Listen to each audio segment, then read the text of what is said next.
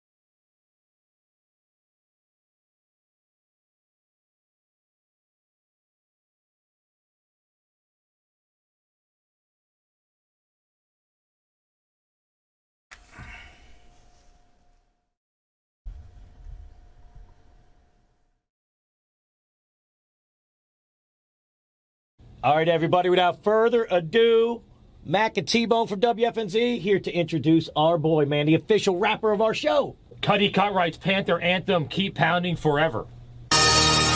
Yeah, okay. Y'all ready? Let's go. Carolina Panthers. Get on your feet. Make some noise. It's our time. Let's go. Let's go. Yeah. Let's go. Yeah. Let's go. We shake the ground when we coming. Let's go. Leave butterflies in your stomach. The way McCaffrey running in the offense balling, yeah, we on to something. Yeah. Wide receivers, yeah, they making plays. Defense getting the takeaways. Kyle Allen playing lights out. And they worry about what the haters say. Greg Olsen never lost a step. That's Mr. Reliable, show respect. It's not easy against Keekly. And that front line, and that's ED. Cam Newton got a rest up. Ain't no iron team, but when it's showtime, better be ready and dressed up. It's your moment and you cannot mess up. The motto we know is next man up. Every Panther fan, please stand up. If you believe, put your hands up. Before every game, play this anthem. Started off 0-2. Now we getting better. You see it. Shout out to Rivera Era and how you doing, David Tepper. Let's go. We gon' keep pounding forever. We gon' keep pounding forever. We gon' keep pounding forever. We gon' keep pounding forever. Let's go. Never stop. Never quit. Never stop. Never quit. Let's never stop. Never quit.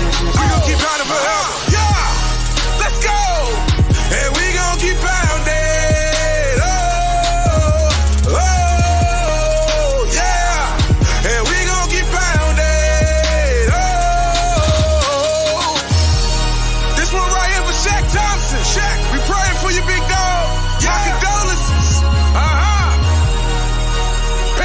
Forever. Let's go. Let's go. What up, man? Keep pounding.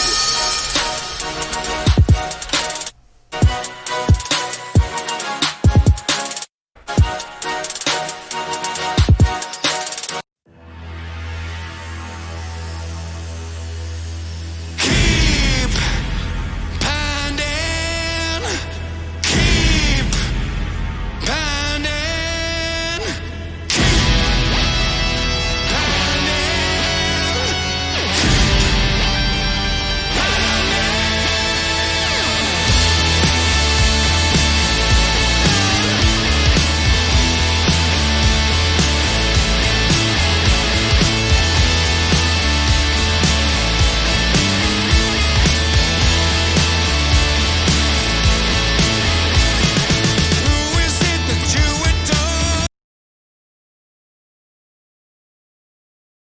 In a world where Carolina Panthers fans have an insatiable thirst for Panthers news and opinions, only one podcast roars ferociously.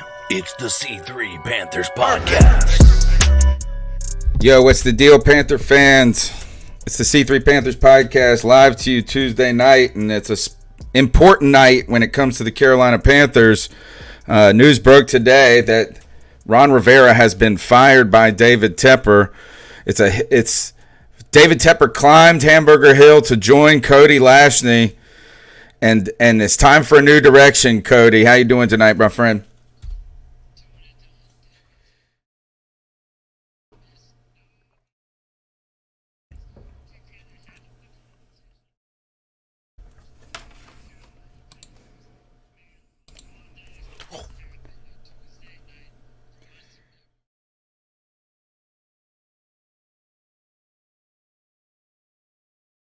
Trail 1, Moneybags Lawson, Underground West, Chef Jeff Hodge, Josh from Mass, Tony Dunn, my brother. Ain't nothing to it but to do it, bro. Let's roll. I hate to steal your thunder, but I recorded you saying all that, but the people in YouTube could not hear you because I forgot to unmute you.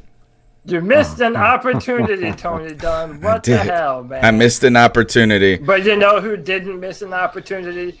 David Tepper to get ahead of the competition, finding the next head coach of the Carolina Panthers. There's so much to talk about. The chat room is lit. Brad Dugan, Jeff Hodge, Nick Montedero, Underground West, Tony Dunn, and nothing to it but to do it, brother. Let's roll for the second time in a row. Tonight's show is the end of the Rivera Era. I think this is episode 48 on the season, and today marks a big change for the organization over the last 9 years has been under the leadership of Ron Rivera. We'll be talking about that ad nauseum tonight. Lots of things to discuss, from not only the decision to fire Ron Rivera, the timing, also news surrounding potential what's going to happen at the GM spot. Right, there's a lot of it's a lot of facets to that story as well. And don't forget, we've got some of the most rowdy Panther fans on the interwebs, not only in the chat room, but cats calling into the cat call line. The number's 252-228-5098.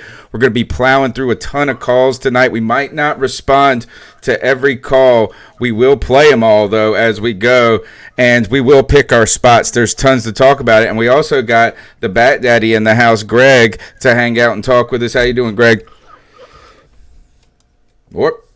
Boy, a calamity of errors tonight. Yeah, no, I don't hear Greg. I can't hear him at all. So that's come back and, all right, let's go ahead. And it looks like CK is walking to his car, or he's in his house. I don't know. We'll let him get. I'm in my car. You're in your car. Yes, I know. sir. Are you about to jump for joy? Are you going to hit your head on the roof? Whew, I'm ecstatic, but also, as with all things that are unknown, there's the fear of what the future holds. As much as I wanted Ron Rivera gone, I had a pit in my stomach the moment I found out, though, which is odd. Can you hear me now? yes, we do hear you now. All right. So, okay. Well, it is a loss. There's a certain loss and there's a certain fear. So hopefully we can rebound ourselves after this stumbling.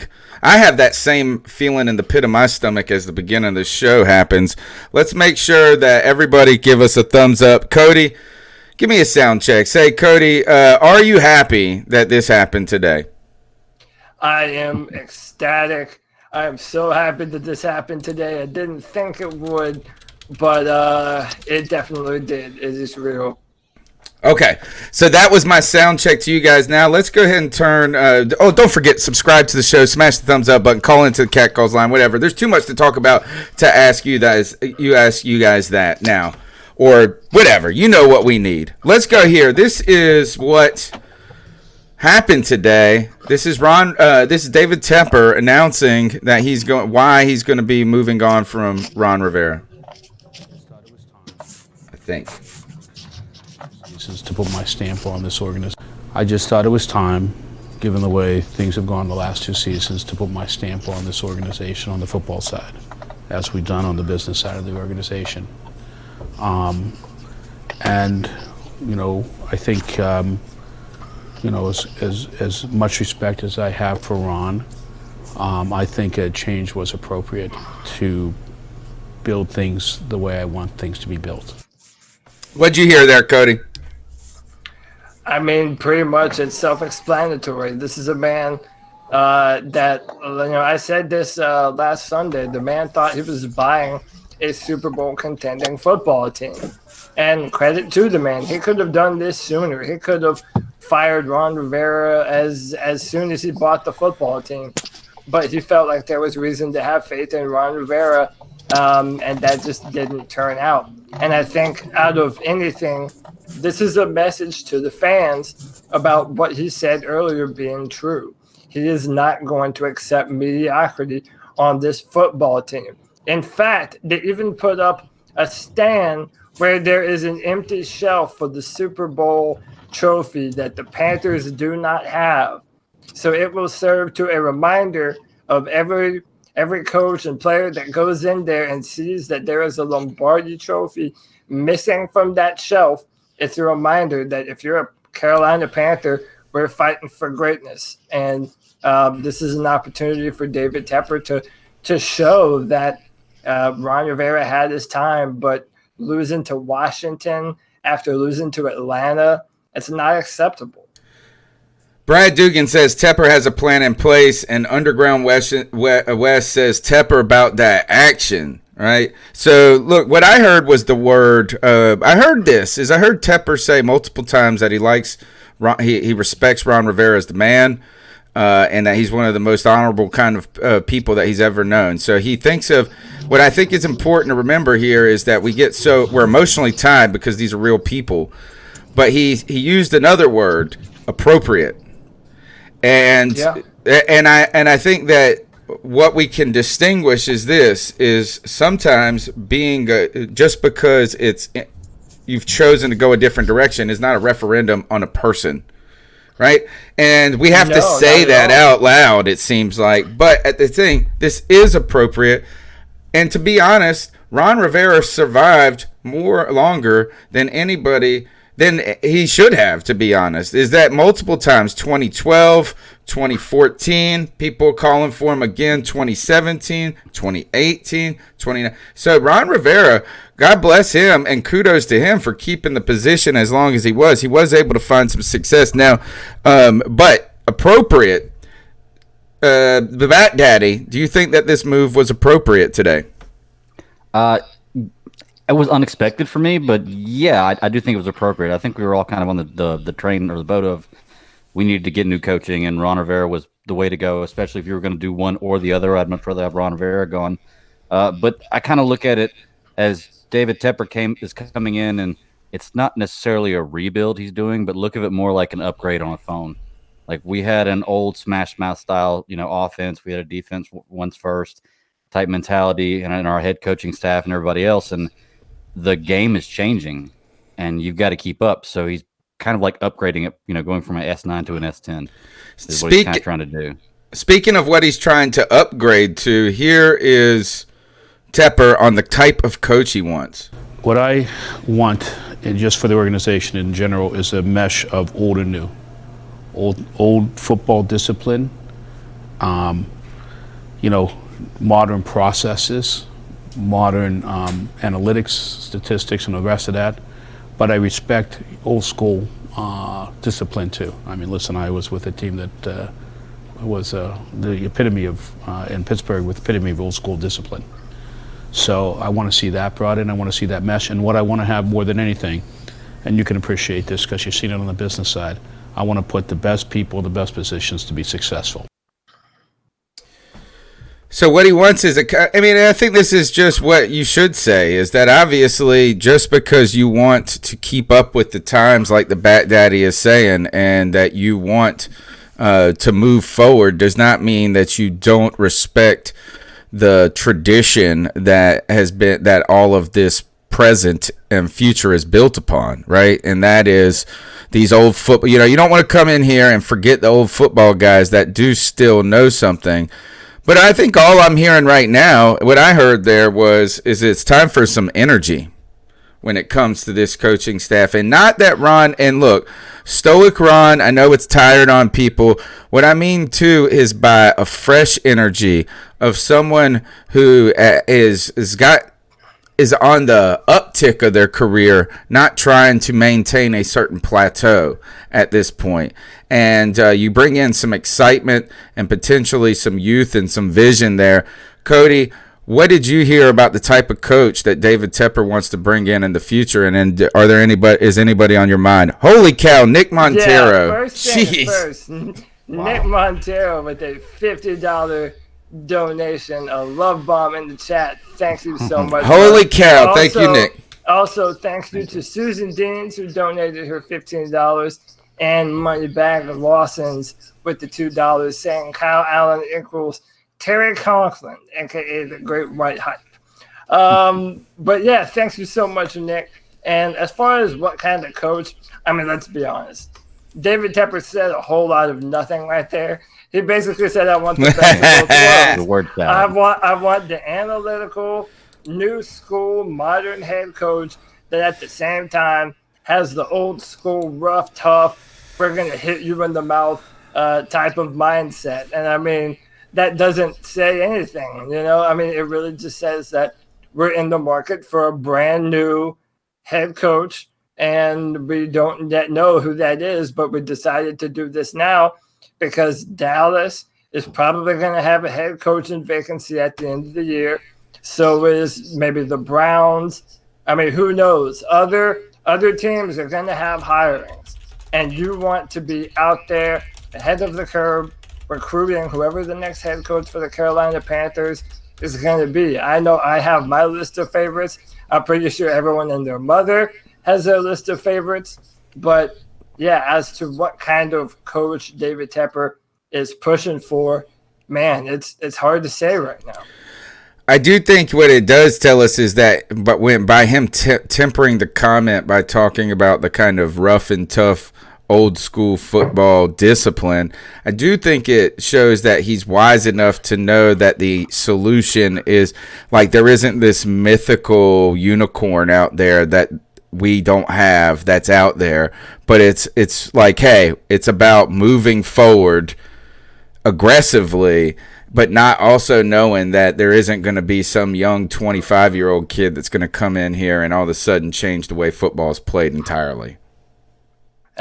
Maybe Joe Brady, the offensive coordinator for the LSU Tigers, who's my age and comes from the Saints. But I don't know, man. I mean, I'm interested to hear all of you guys who your bet is on being the next head coach and who some of the favorites are. You know, I mean, I know I personally have my list of favorites. I'm not shy about saying I've been on the Lincoln Riley train for a long time. I think that he can do wonders with Cam Newton.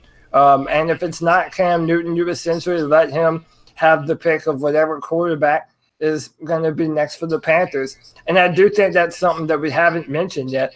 The earlier that you do this, the quicker you're able to bring in a coach that has a say-so on the Cam Newton situation and whether he does want that to be the quarterback that brings his team forward on the most important position on the field. I do like the aggressiveness of here saying we don't want to lose a competitive advantage and miss. You know, you hate, and the Panthers, I feel like, have done this a little bit in the past, is where they've waited a little too long, and then when they end up having to make the decision they got to make, you're kind of left with the table scraps. No. And he is not going to be left with the table scraps. Guys, on the other, you guys can't see it unless you're watching your YouTube video, but I just put up an image right now. This is from @Sportsline, who will be the Carolina Panthers head coach week 1 in the 2020 season. Right now, Greg Roman, the favorite, plus 250. Mike McCarthy, plus 400. Kevin Stefanski, plus 600. Robert Saleh, plus 7. Goes Robert Saleh, Jason Garrett, Eric Benamy, Josh McDaniels, and then Bill Cowher at plus 5,000. So that's a no. That's not going to happen. All right, let's just go ahead and scratch Bill Cowher and Jason Garrett from that list. All right, real quick, who do you have on your eyes set on Greg? Well, number one, I've been saying it for a few weeks, Greg Roman. I think he's definitely going to get a head coaching job. Not I think he definitely, but he's definitely going to get a head coaching job next year. I think that he has a great mind for the game. He creates an offense around the talent that he has rather than trying to force somebody to do something different from what I've seen of him, and he's had some great success. So that's my number one guy, and I honestly don't know a lot about coaching. Y'all just want to go one by one, or you want me to just give you? Yeah. Is that what do you? I know Cody, and I think actually our number one is the same. Yeah, and can I just say, I would be so disappointed if we went from Ron Rivera to Mike McCarthy. Oh, guys. I don't think he should be on the list. I think I want to strike. I mean, obviously, Bill Cowher's stupid. I want to strike Mike McCarthy from the list. None of us want him, and none of us want Jason Garrett. Well, I saw Chef Jeff in the chat saying that apparently staff members were talking about Mike McCarthy. I don't know. You can't trust anything you hear at this point. No. We are not getting Mike McCarthy. No.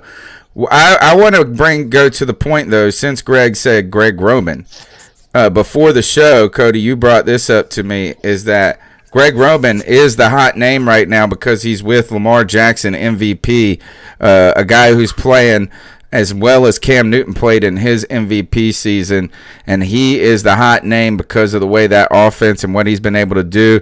But there are some concerns about Greg Roman coming to Carolina when it comes to Cam Newton, his health at the current moment, and how that system could be run by a Cam Newton. So tell me your thoughts on that.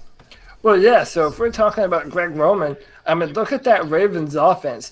That's a play action, running the football, but they're also running the hell out of Lamar Jackson. I mean, they are using the threat of Lamar being a mobile quarterback to their advantage. And if we're talking about Cam Newton, are we comfortable with Cam Newton running that kind of power run offense again at this point in his career? I mean, after so many injuries. Then I've read something, I was tagged on Twitter about apparently there are people that are still concerned about maybe Cam Newton not having all the arm strength that he once had. But I don't know. If we're worrying about Cam Newton's health, it just doesn't seem Greg Roman would be the fix to come in and change that. Now, if you're not going to run that read option, play action type of offense, then do you even want Greg Roman? Do you look to maybe a Jim Harbaugh, who a lot of people have been floating around, has connections to Scott Turner, our new offensive coordinator, which is something else to talk about later on. I don't know. I don't know if Roman makes all the sense right now, even though I wouldn't be mad at that hire. There are some legitimate concerns. Yeah, not even concerns, but just questions of how it would work is because of all the things you said. Go ahead, Greg. Well, no, I was just going to say I agree with all that stuff, but I'm just saying he builds an offense around the players, so he may not run that same kind of offense, but he may have some different kind of stuff he can build with it. He's just had a lot of success where he's at. So, CK, was you saying something? Yeah, I was gonna put my 2 cents in. I mean, I thought Greg Roman would be a good idea, and then when you start thinking about those things, Greg Roman has run an offense without that power QB and everything with Tyrod Taylor. Tyrod Taylor wasn't a run-first quarterback up there in Buffalo. They gave them the ball to LaShawn McCoy a lot more. But the problem with that is it was a very vanilla offense. So without the ability for Cam Newton to have his legs, if that's really the concern you have, I don't think Greg Roman is the person that you put in that place unless we do decide to move on from Cam Newton, which I'm hoping is not the case. But if you ask me, if Cam Newton is without his legs and without his deep ball, what do we really have in Cam Newton? And to echo, to kind of build on what CK just said, Lamar Jackson, those only come around once every few years. So if you have Greg Roman, I mean, you have to install a certain kind of quarterback in order to make that offense run. Yeah. And that's a lot easier said than done, man. There are not very many Lamar Jacksons in the world. Well, now, if you're talking about a healthy Cam Newton, then, that's a completely different story. Yeah. Well, you also got to remember with Lamar Jackson, too. He is playing at a phenomenal level, but he's not going to play like this every year. Like, no player plays like this every year. Now, if he comes back next year and does just like this right here, it's going to be insane. But he's having a really good year. I do think he's one of the best quarterbacks in the league, but I don't think he's going to play with these kind of numbers every year. That's just way too crazy, but I could be proven wrong. All right, let's do this. Let's take a break momentarily from discussing future head coaches, and let's get into the cat calls for a minute, and we'll come back to it. Before we get into the cat calls, don't forget, if you're going to go check out a game, whether it be the Hurricanes on Thursday, I think they're hosting the Sharks, or you want to check out a Hornets game, I think tomorrow they are playing they're playing Golden State right now. You want to go to vividseats.com, get the Vivid Seats app. They'll hook you up. You can get the ticket you like for a price you like. Go to Vivid Seats. You take advantage of their rewards loyalty program, and you get every ticket, be sure, is backed by 100% buyer guarantee.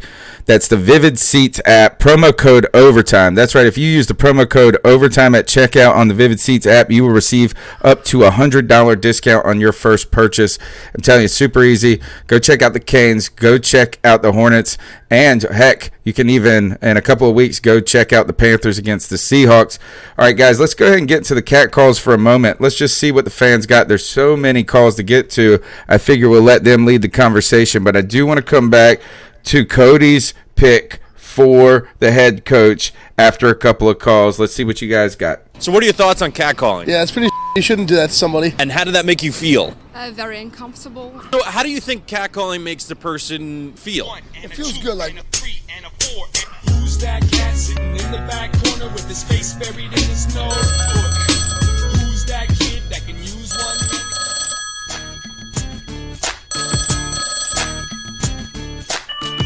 Oh, what a beautiful day in Carolina. Ron Rivera, Mr. Mediocre himself, has been sent down the road.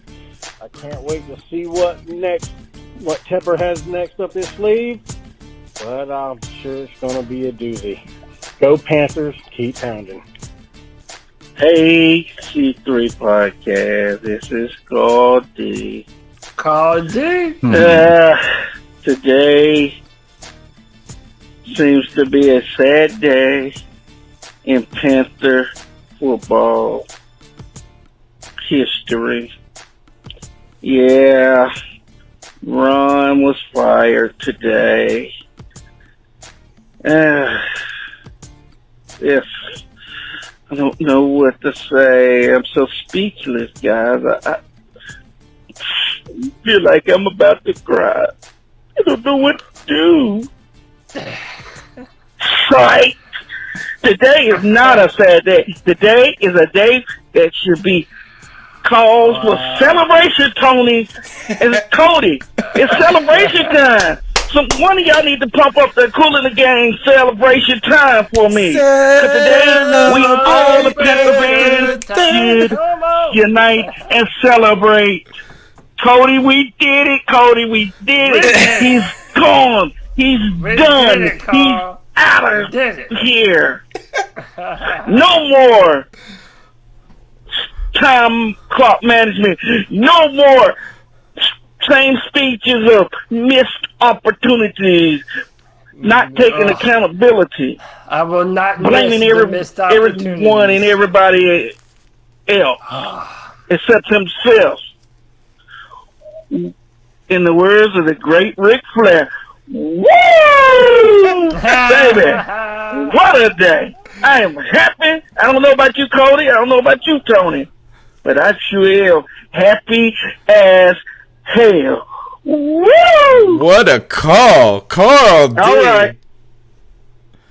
Until next time, guys, keep motherfucking pounding. Carl D brought the heat. He faked you with the tears. He faked you with that. And then he came in. He said, no more poor clock management. No more missed opportunities.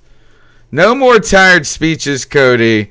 Is it, I think you've really, I mean, obviously you've been on that hill. People have even been contacting me about T-shirt ideas involving Cody on a hill. But what I was going to say is that, like, I think every now and then you've talked about Rivera's message getting tired and stale. Yeah, I kind of think after a certain amount of time as a player, you just, once you've heard it before, you just start to tune them out. And by the way, man, like one of the things that you've heard or I've seen in the chat and online, people are like, oh man, I wanted this to happen, but then when it did, oh man, it kind of hurt a little bit. Because it doesn't take away that Ron Rivera has done some incredible things for the Carolina Panthers, and it's nothing personal. And all the players love him. They all say wonderful things about him, and I have no doubt in my mind that he's a great man, has done great things. And listen, Ron Rivera is going to be a head coach somewhere else. I don't know. They're even talking about David Gettleman in New York. Maybe he's the next Giants coach. No one knows. But Ron Rivera, after a certain poor Ron, years, he cannot go from here to the Giants. We'd be worried about his mental health. I don't know, man. I do know one thing, and all the Panther fans in the chat know this. I've been saying forever, it's time to move on. The Panthers can do better. We have to do better. Ron Rivera has done everything that he can possibly do for the organization, and hats off to the man. But it's time to move forward. It's a brand new day here in Carolina, and I'm happy for it. I welcome it with open arms. And everyone should. Everyone should. Because now the doors are wide open to a bright future for the Carolina Panthers. All right, next call. Hey, what's up, C3 Podcast? It's Lovato from OKC. Haven't called in a long time. I've been listening to every show, though. But I have a suggestion for y'all for some Thanks merch. for your support. I think it would be badass if you guys made a T-shirt with Cody sitting up on a hill in his wheelchair with his arms spread out like Jesus, and it says, "Join me on this hill." Hey, man. I would buy that shit right now, dude. Get on that shit, Tony. Get that damn shirt. Hey, I love the podcast, guys. He got his Jesus beard going on. Next I call. got I the think hair, that I might got have. the beard. Yeah, I I'm think down that might for have it, been dude. before Ron Rivera was fired. Next call. Paint me like I'm Rose on the What up, Titanic. C3 dude. Nation, Kansas Nation, TTC, everybody. It's your boy J-Dub. J-Dub, what's good, brother? Man, it's been too long since I've been on What's this, up, brother? but I'm going to try to keep it good, man. I'm going to do a post Thanksgiving. I'm very thankful for this team and for our owner, because we have a real owner. This is a man who does not fail. He refuses to fail. If he's going to fail, it'll be by his own doing. He's either going to make some big, huge, crazy chance mistake and fall on his face, or he's going to do it and look like a genius. But that's the way he rolls. That's the way David Tepper rolls. And in David Tepper, I trust. First of all, get rid of Marty Hurney. I didn't like him in his first term. Ooh, we're talking about and this. I really didn't like him coming back for a second term. It didn't make any sense to me at the time. People thought he made good signings, but I'm sorry, what's the top 3 signings? Here it is. It's supposed to be awesome. Hey, 32nd ranked signing. Irvin, fine. He's hurt. We didn't have him for half the fucking year, and then he's all right, but I don't know. So, he still snaps for better people. I don't know. Trey Dawson. That was a reach for everybody. He was part of Thieves Ad. He's one of our I like Trey right now. I was hard on him his first stint. I think he's played well. I don't see it, man. Well enough. And honestly, He's fine a for smart what man he's like supposed David to Tepper, be. Yeah. You change your general manager. And your general manager does all the hirings and firings from there on. So then you're set. He makes all the decisions. You sit back and break into it. You do all your other side stuff like you do. David Tepper, you're a smart man. Let's get this shit right. And it's actually a good year for it with the new GM, because a lot of our contracts are expiring. Perfect timing. The perfect storm. We have a 2-year rebuild. And when I say a 2-year rebuild, I mean rebuild this offseason with a new GM, with everything. Get everybody used to each other and get it under down. And then use the next offseason after that. Get more and more, do whatever you got to do. And by the second season, you're already playing for contention. That's what I'm saying, 2-year rebuild. I'm not saying 2 years tanking and sucking. I'm talking about right.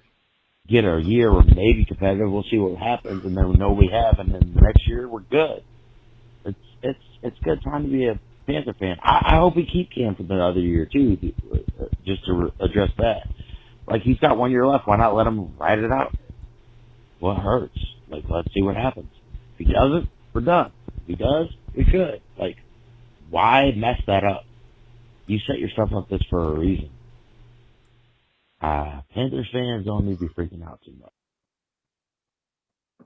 All right, so the call stopped there. All right, that was the end. All right, I do want to say, let's talk about this, is that when this comes to Marty Hurney, thanks for the call, J-Dub.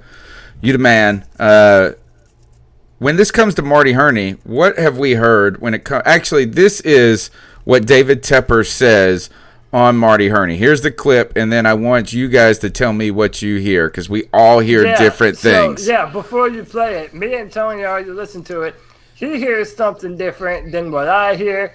We've all kind of pulled our own interpretation of what David Tepper is saying, and we'll tell you after you hear it. But we also want to hear how you in the chat take this message to mean about David Tepper talking about Marty Hurney. Yeah, what is Marty Hurney's role with the team? Here it goes.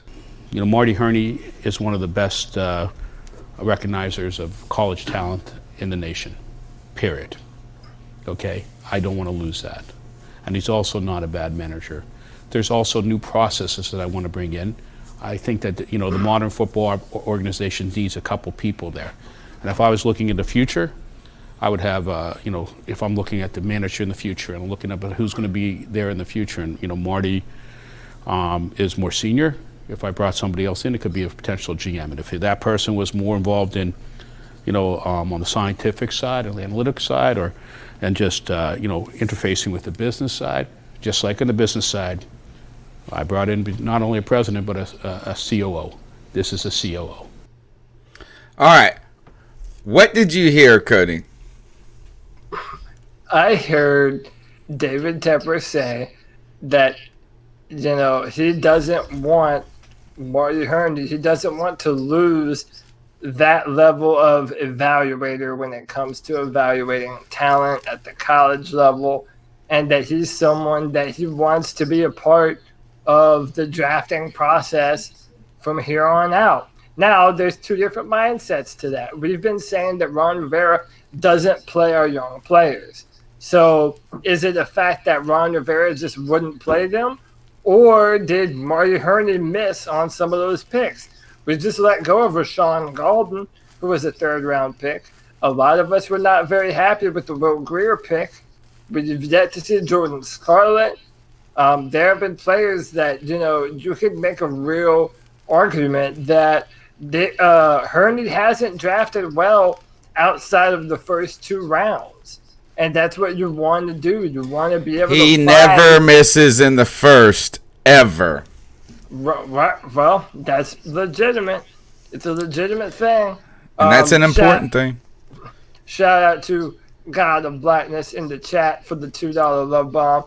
Thanks you, sir. We see you, man. And so that's my perspective. Now, give him yours.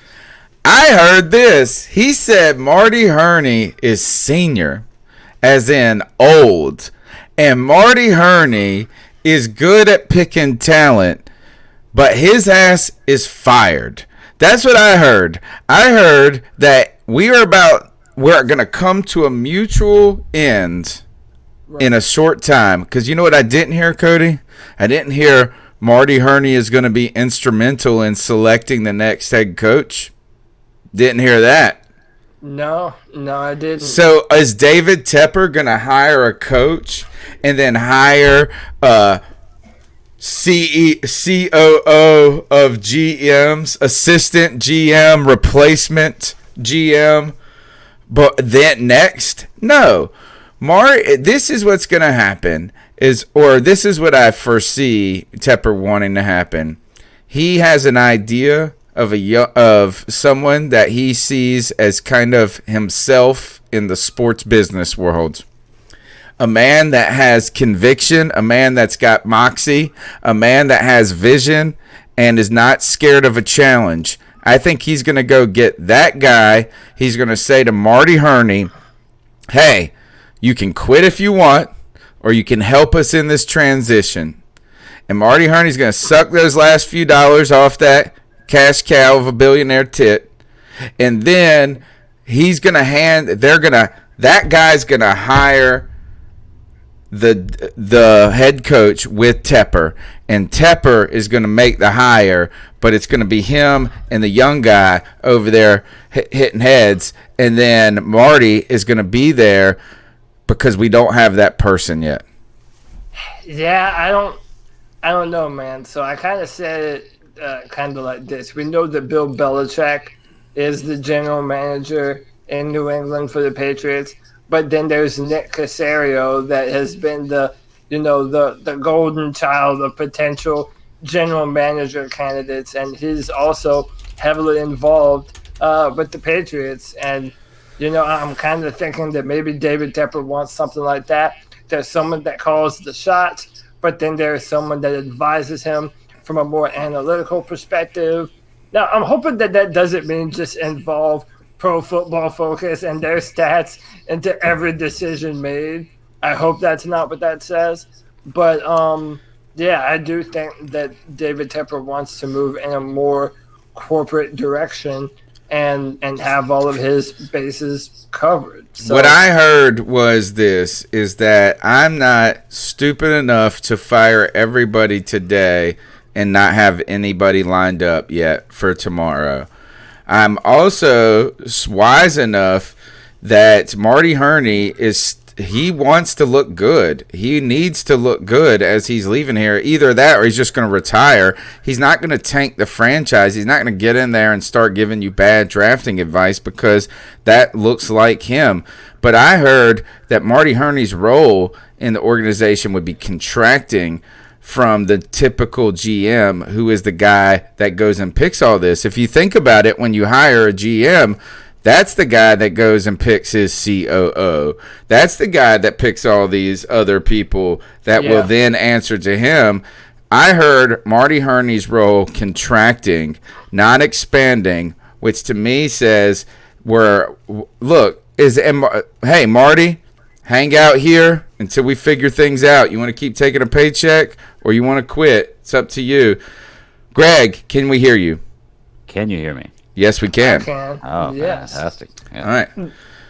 Marty Hurney. Okay, good. Let's ask Greg because Greg and I talked a little bit, and he kind of heard what you heard. So, Dad, you talked to us, man. What do you think David Tepper feels about Marty Hurney? Well, like you said, we were talking about it before we started the show, and it felt almost like he didn't have a lot of confidence in him and what he was saying, or at least that's what I took out of what he was saying. He did say that he was great. He was one of the best at scouting college, talent, and that he was a great guy for the job, and he had the old knowledge that he wanted to leave on the team. But I can't remember exactly what he said, and I wish I could have watched it while I just had to put the kids to bed to figure out what it was. But he said one thing, and it was something about he's good at what he does. Or Here, this is what he says. Here, listen to it again. He's one of the best recognizers of college talent in the nation, period. Okay? I don't want to lose that. And he's also not a bad manager. There's also new processes that I want to bring in. Manager. I think that, the modern football... Not a bad manager. Yeah. Not a good one, though. Right. Yeah, to me, that could be taken a bunch of different ways. I'm sure he probably didn't mean it in a really bad way, but... Nope, but it wasn't a glowing way. Huh? It was not glowing, though. Yeah, exactly. So that was kind of what turned me off to it, or made me feel like maybe he's, like you said, Cody, just kind of gonna stay here, get a paycheck, give us a little bit of knowledge what you need, but it's going to be time to leave pretty soon. You will not like this. You will not like that, Cody. Yeah, Ross Gold with the $5 love bomb says Tepper's interview sounded like he's going to hire a defensive head coach to replace Ron. He talked about old school and Pittsburgh. And he did say that. But he also did, he kind of had a word salad there and said, we want a little bit of this, a little bit of that, a little bit of what your mama's cooking for dinner. We want it all. So who knows, man? I don't know. It's so hard to infer what David Tepper wants and a head coach right now. There's just no way to know. But I would bet my money on the fact that it's going to be an offensive-minded head coach. I hope it is. Well, you know what I think, and I've been thinking about this. What the benefit of getting an offensive-minded head coach is not necessarily their offensive mind, but think of the opposite is that you then hire a defensive coach, correct? Like you can either hire this or that. So you hire, unless you're Jim Harbaugh, who was a special teams coach, maybe that's the answer. What my point is if you hire a defensive coach, then you got to hope that he gets an awesome offensive coordinator. And if things go well, then that offensive coordinator will also be getting head coaching job in a couple of years. So you're going to have a natural turnover. But if you hire the offensive genius, he won't leave for a head coaching job necessarily, and he can keep around. I think it'd be easier to keep around a defensive coordinator than an offensive coordinator. I agree. Yeah. So okay, let's hit a few more cat calls, and then after we're done with a few more calls, let's talk about the brand new configuration of Perry Fuel as the interim head coach and Scott Turner. It's a big story. Now going from quarterback coach to offensive coordinator, which, by the way, I'm just gonna say it, man. I'm liking that move. I like seeing what Scott Turner has as an offensive coordinator. An underrated. Kyle Shanahan. Go ahead, CK. I was saying it kind of feels like a Kyle Shanahan type move. Very much so. Bit. Very much so. And I tell you there's a real story there. Guys, there is a story to the decisions that were being made. And it was God of Blackness? Yeah, God of Blackness said this. He asked about Marty Hurney if he was going to be working in the cafeteria. Well, if he is, Norv is taking out the trash with him. I tell you that. There's an interesting storyline there. Let's go back to the cat calls line. The number's 252-228-5098. Smash the thumbs up button, folks. He said, don't let Hurney touch the breadsticks. Hey, just wanted to talk about our personnel and what we need to do as far as the future. This is to Greg, CK, Tony. Losing Star with Tule was a fucking mistake. It was a fucking mistake. It was the biggest mistake we've ever made. And that's not all. Losing Mike Mitchell, the safety back in 2013. This is after that G-Baby, isn't it? That was a mistake. I think Losing so. Thomas Davis. That more was muted a fucking tonight. mistake. Losing Josh Norman. That was a fucking mistake. Losing Steve Smith. That was a fucking mistake. This coaching staff has made too many fucking mistakes. It's like knowing your personnel. Want to know why motherfuckers are running the ball? It is because of 3-4 defense, but it's also because we don't have the right personnel to stop the fucking run. We got 3-4 defense. Yes, we were set to have a 3-4 defense at the beginning of the season because we had KK. Losing KK. This sounds like a manifesto. The biggest loss of this fucking season besides Cam Newton. It was the biggest mistake, and as soon as we lost KK, that whole 3-4 defense should have been scrapped. And that's why I say, Ron Rivera, you're supposed to be a defensive-minded head coach. Know your fucking personnel. Know your personnel. I mean, it just baffles me, man. I mean, I wonder if you heard the news. When we had this was probably from before. It was having those. Because I went. Roast beef in the middle, man. All right, so but here, let's talk about that for just a quick second. Is one of the negatives going back to Ron Rivera is that Cody is that he has not been good with young players, and he's been reluctant. He's had a hard time, a deficiency in recognizing weaknesses and identifying strengths quickly. You've always made the joke of Star Lotulelei would be starting if he hadn't been hurt still. That story goes all the way down the line, and it finishes with Brian Burns in our first round draft pick this year. Yeah, and listen, that's another player that has to be loving this. Brian Burns and his brother, who played something like 22 snaps against Washington. Yeah, man, I don't know, man. It just seems I really do wonder how much if Ron Rivera had won against the Washington Redskins, I wonder if it would be having this conversation right now. You know, I wonder how much of it was you're not allowed to lose to one of the worst teams in football. Yeah, well, I think that on top of what had already been happening. You know, we'd lost 4 of the last 5.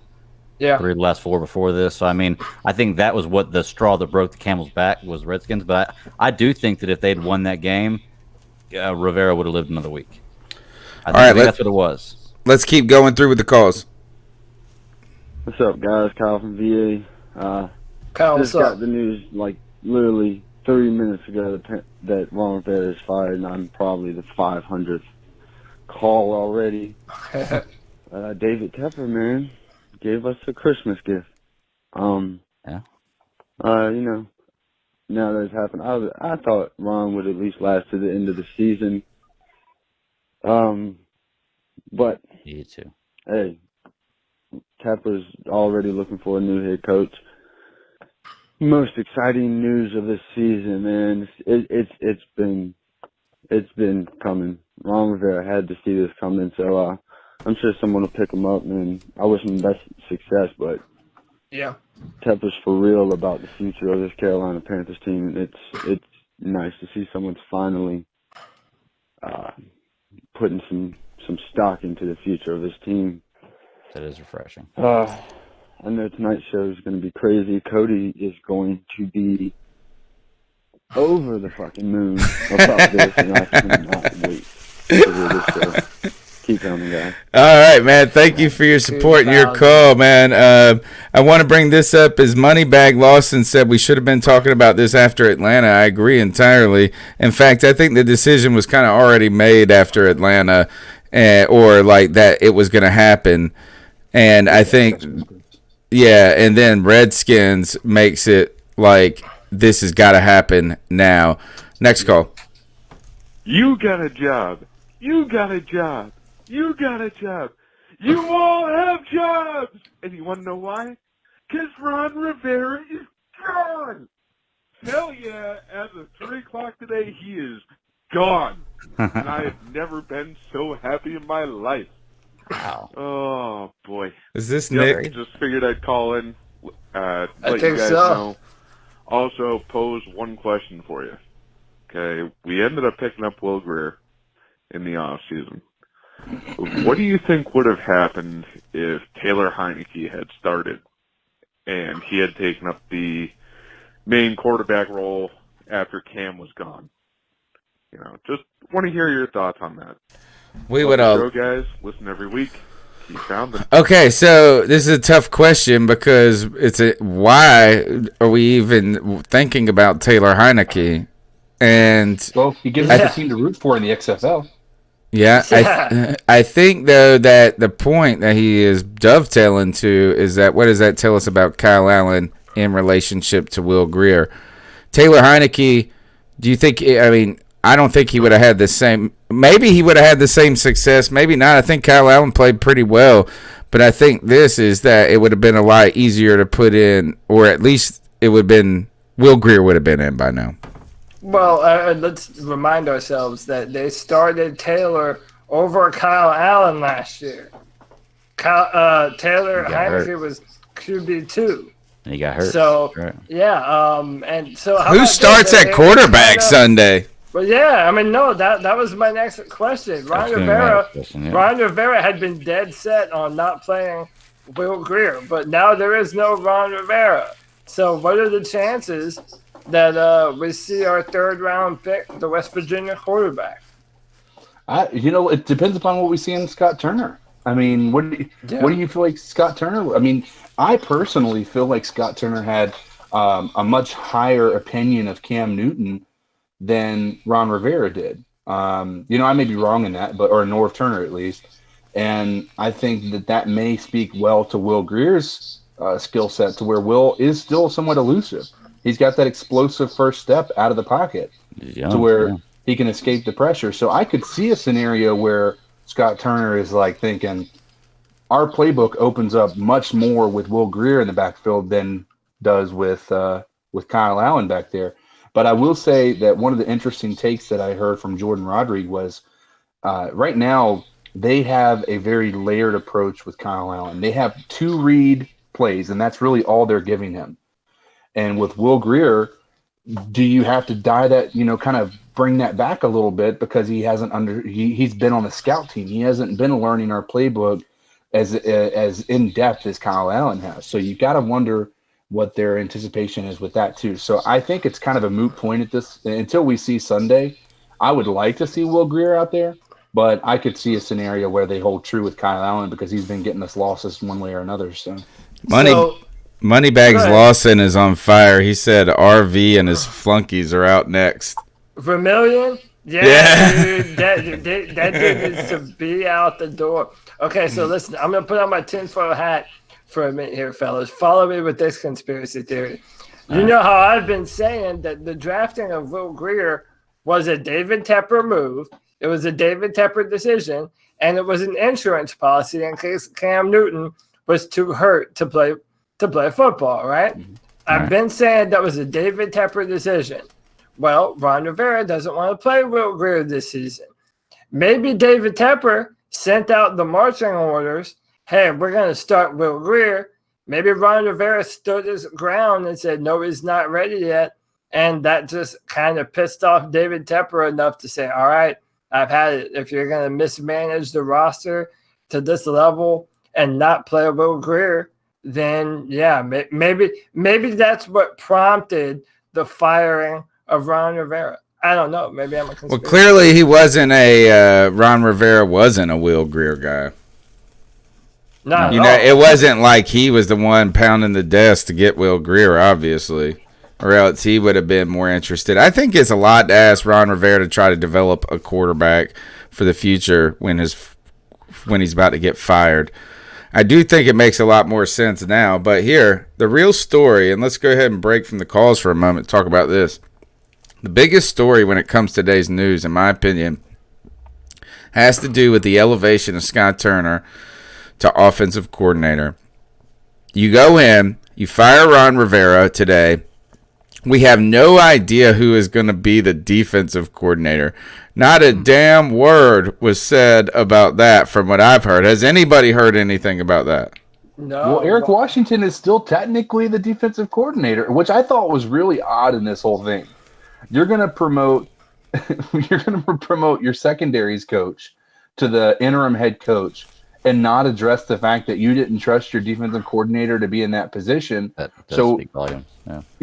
That speaks a pretty large message right there. That now it could be that he doesn't trust Eric Washington, but he feels like maybe Tepper feels like he would lose the locker room completely if he let go of both of those guys, because both of those guys are beloved by that defense. I mean, by the locker room. Well, you can't let go of both of them. You have nobody. Right now, but here is that we haven't heard what the situation is going to be when it comes to the defensive coordinator. So we just have to assume it's Eric Washington, it's not Ron Rivera. It makes sense, I think, promoting either like Blackburn's too young. So I think that this was a good identification of someone who can be a kind of a temporary head coach. The story, though, is North Turner got demoted in this process. He did not get fired. He got demoted. And they call him special assistant to the head coach. So they said this is what they said today was, North Turner, you're too old. You're too old to be a head coach in the future of a team and it be meaningful. You're too old to be an offensive coordinator in the future and it be meaningful. But we like your son. If we fire you, your son will be upset.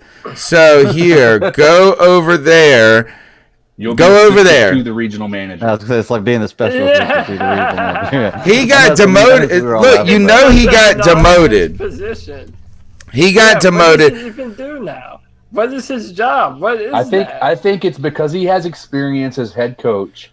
I think the fact that we put somebody in that interim head coach position who has no idea what the hell he's doing.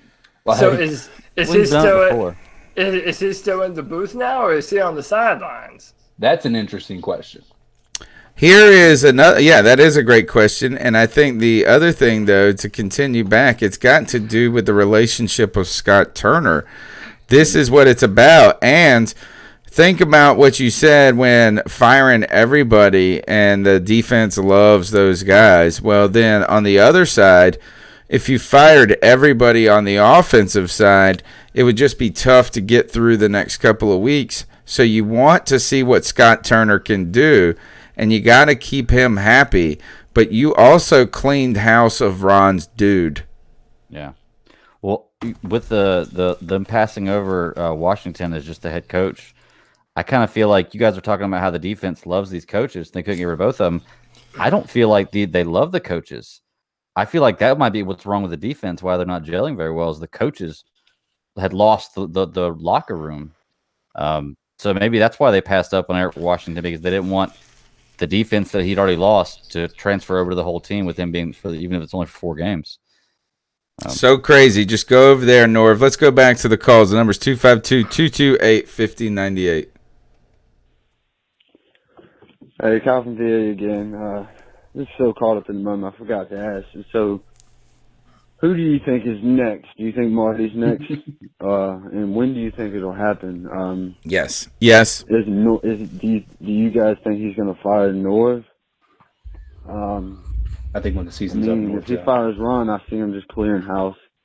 It makes the most sense. I wouldn't be mad if he didn't fire Marty. I think Marty had a great offseason. So, as far as Norv goes, I don't specifically He's gone. like Norv in the red zone, but we have put up points this season with a backup QB. So, I mean, I'm just excited to see how this thing is going to unfold, man. This is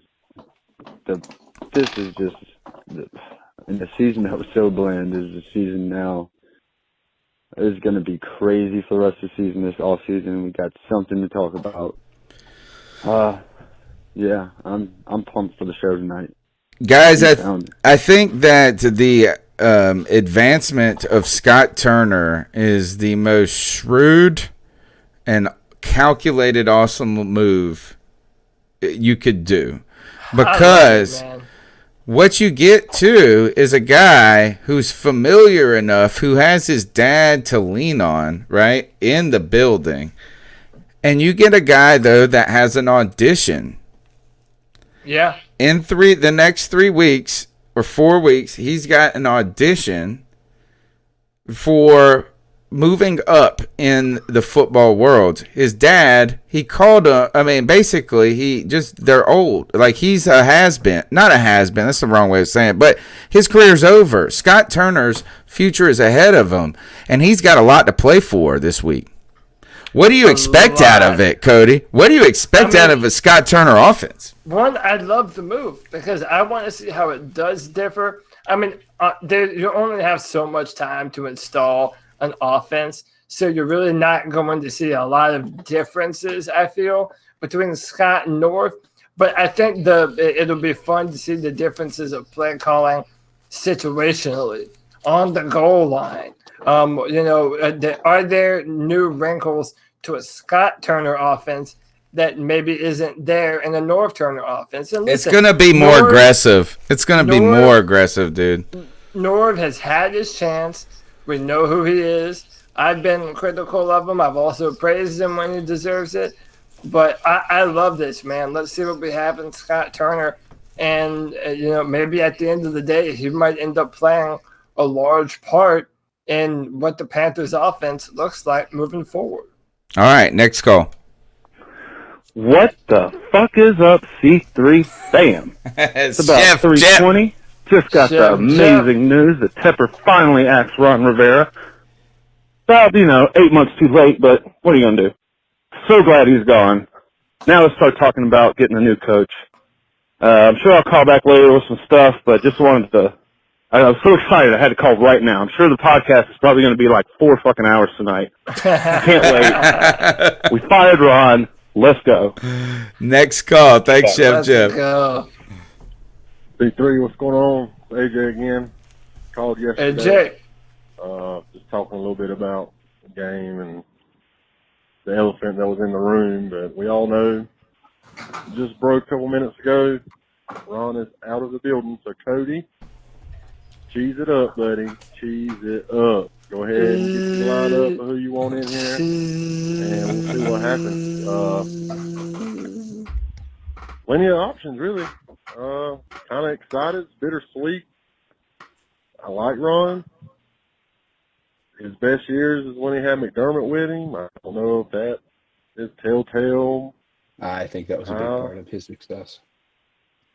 Ronald, he'll find another job and he'll probably do fine, just good. So hopefully we get someone in here.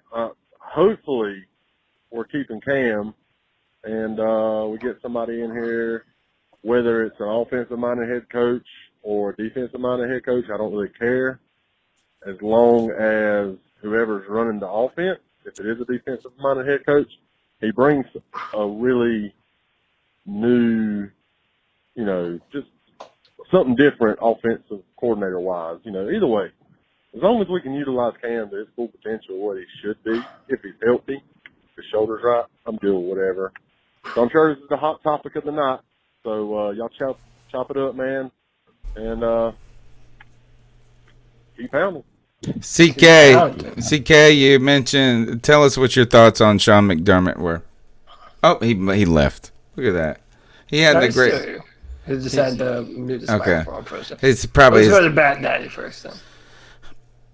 Sean McDermott, I know he was successful when he was here, and he's up in Buffalo right now doing a pretty good job. I mean, I think he's of that same mindset, though, the kind of old school pound the football, which grind it out type deal, not really a new age high flying offense type deal.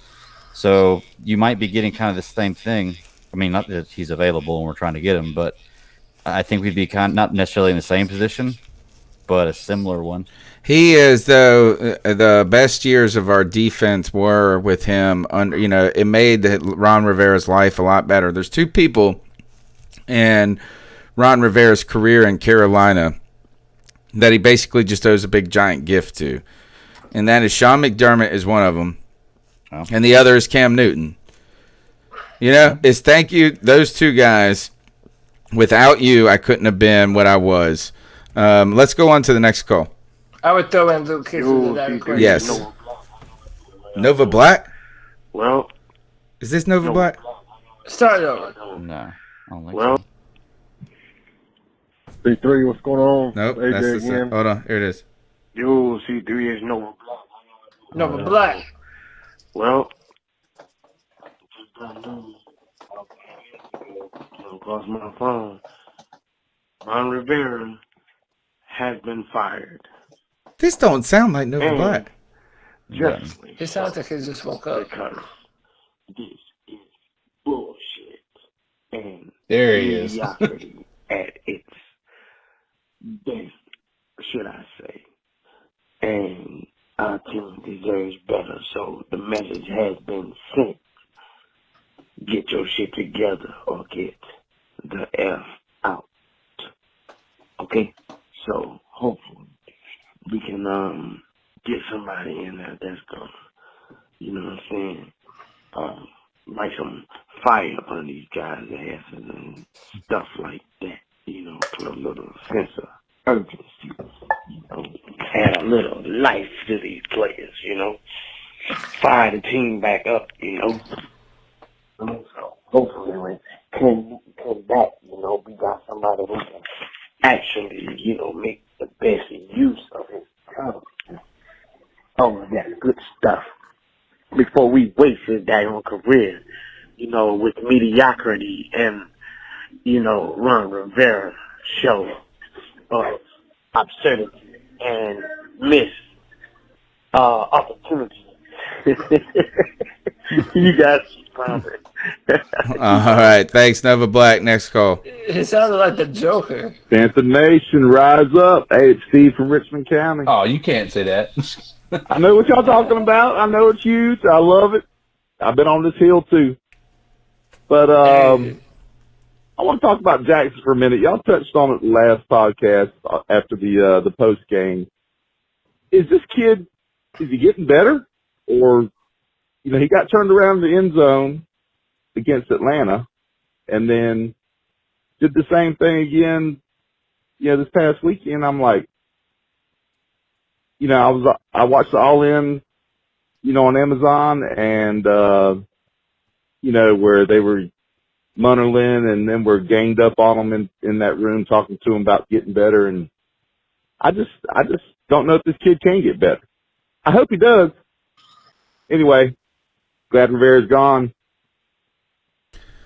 Keep pounding. That's your boy, Cody. Tell us thoughts on Dante Jackson, and pass the mic, CK. Yeah, I mean, Dante Jackson has not looked great. But that's the thing, man. I have no idea what I'm looking at right now. Because we've been saying this about Luke Kuechly, too, man. Luke Kuechly is missing caps, missing assignments. It just seems like there's an overall air of confusion on our defense where players don't know where they're supposed to be. They don't know where the ball is going to. And, you have guys like James Bradbury and Dante Jackson being out of position. I mean, listen, I know this. From a physical standpoint, the ability to flip your hips and follow the receiver and be in the hip pocket, as they say, of the receiver, Dante Jackson has that ability in abundance. He does make a lot of bonehead mistakes, though. And I think one of the things that we do need to remember when talking about a head coach is that first and foremost, a coach is a teacher. They are a teacher of men about how to play football. And you have to be able to impart that basic knowledge onto your football team, onto the young guys, so that way they continue to build and better themselves as players. And it didn't seem that Rivera was doing a good job at developing that talent. So I'm not ready to throw out the baby with the bathwater just yet on Dante Jackson. He has been kind of disappointing, but you don't ever give up on talent. And Dante Jackson has a ton of talent. Yeah, so I mean, I would agree with that. I've been pretty harsh on Jackson for the past few weeks because, I predicted Jackson having a bad game against Atlanta because he did the same thing against Ridley the year before. I think that he has the capability of being a good corner, and I've said this a few weeks ago, is that, that all or nothing may have shown a different side to him than he actually, portrayed for the majority of the year. But I mean, the fact is that it doesn't seem like he's progressing. In my opinion, from what I'm seeing, I don't see movement to being better. I think what had happened is kind of like his play style. He gets those dirty eyes. He got his dirty eyes in the beginning of his cornerback career, where people were like, "Oh my gosh, this kid's good." He was getting the interceptions and masking maybe a few issues that he had because he was just in the right place at the right time in a lot of those. So I think that there would be the issue, is that I don't think that he's progressed as quickly as he could, because I think that he felt like he was already where he needed to be because he got early hype in his cornerback career. But I think he has the capability of doing well. I think what's interesting is I feel that Tepper has confidence in the secondary. Otherwise, he wouldn't have promoted the secondary's coach, right? I mean, if he felt like the one thing on the defense that was working was probably the secondary, in that they're making sure the ball isn't, there's not a lot of 300-yard passers on the Panthers, right? So the problem is the run game, and our secondary is getting too many tackles in the backfield because the run's getting through the defensive line. So I think that with the new coach, we could see some changes, but I think we need more discipline, and I don't think we've seen that in a while. All right, next call. What's up, C3? Chef Jeff here. Just riding home about 4:30. Love it, loving it. I don't even mind being in traffic right now. 77. I can't wait to start talking about what coach we're gonna get. But I want to throw this out there. I think David Tepper listens to the C3 podcast. Kind of weird to fire a coach on a Tuesday. Would have been maybe yesterday or something, or unless, maybe they were having a conversation today and things didn't go so well. I don't know, but it's definitely a little odd to fire a coach on a Tuesday. But maybe listen to the C3 podcast. We wanted us to talk about it tonight, so I'm sure we're going to be doing that, guys. Just I'm in amazement. I love it. Kind of thought they would wait till the end of the season, but, it's fine. Perry Fuel coming in, going to be the interim head coach. I like his energy. At least he has energy, unlike our former head coach. But I'll be listening, guys. Keep pounding. Thanks, Chef Jeff, for your support. And I want to thank also the 79 people in the chat room right now watching, along with Bill Daughtereeve, who is, I know, a friend of the show for a long time. Go ahead and turn your phone to the portrait mode or however you got to get it to get to that thumbs up button. There's 44 likes right now, 80 people. Let's get it a little closer. And don't forget, you can be a part of the longest running C3 Panthers podcast. That's why, you know why Chef Jeff was making such a big deal about the day of the week that this news happened on. It's because the C3 Panthers podcast is the longest running Panthers podcast out there. And also, when you go to iTunes and you just type in Carolina Panthers, we're the number one that comes up, dude. I get everybody I bump into that does not subscribe to the show, and they're asking about it. I say, hey, open your phone up, open iTunes. I'm an Android guy, so I don't get iTunes. And I say, just type in Carolina Panthers. They say, no, tell me the name of your podcast. I say, don't. Just type in Carolina Panthers and listen to me. And the C3 Panthers podcast comes up number one every time, man. And it's because of the fans in the chat room and the supporters of the Cat Calls line. Let's keep pounding with these calls. Numbers 252-228-5098.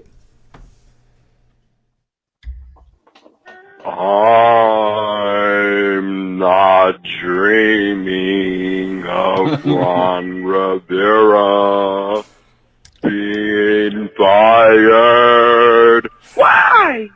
Because David Tepper sent his ass home. C3 Panthers podcast. Merry Christmas, motherfuckers. David Tepper is not playing. Get him out of here.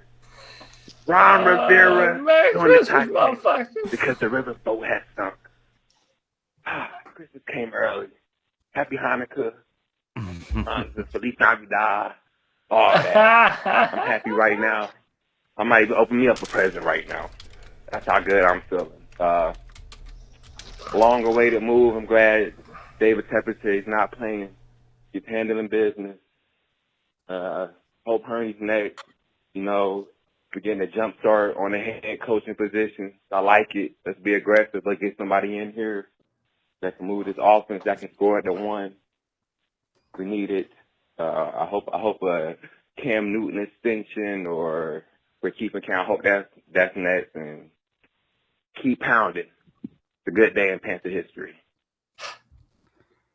Merry Christmas, Happy Hanukkah, Happy Kwanzaa, whatever it is you celebrate, Christmas, holidays, whatever you want to call it, came a little bit early. Oh, man, I really am still in shock. In the middle of the show, over an hour into the show, hours after this has happened, it's weird that we're talking about this, that this happened. I did not expect this to happen. I might need someone to pinch me, man. I don't know. I'm blown away. I'm still blown away, Tony Dunn. Important part of the call that stands out to me, fellas, is that Tepper ain't playing around. No. And you know what I'm most stunned, or you know how you're in shock a little bit, is I'm in shock too that we have an owner right now that wants his fingerprints on his team so much. Yeah.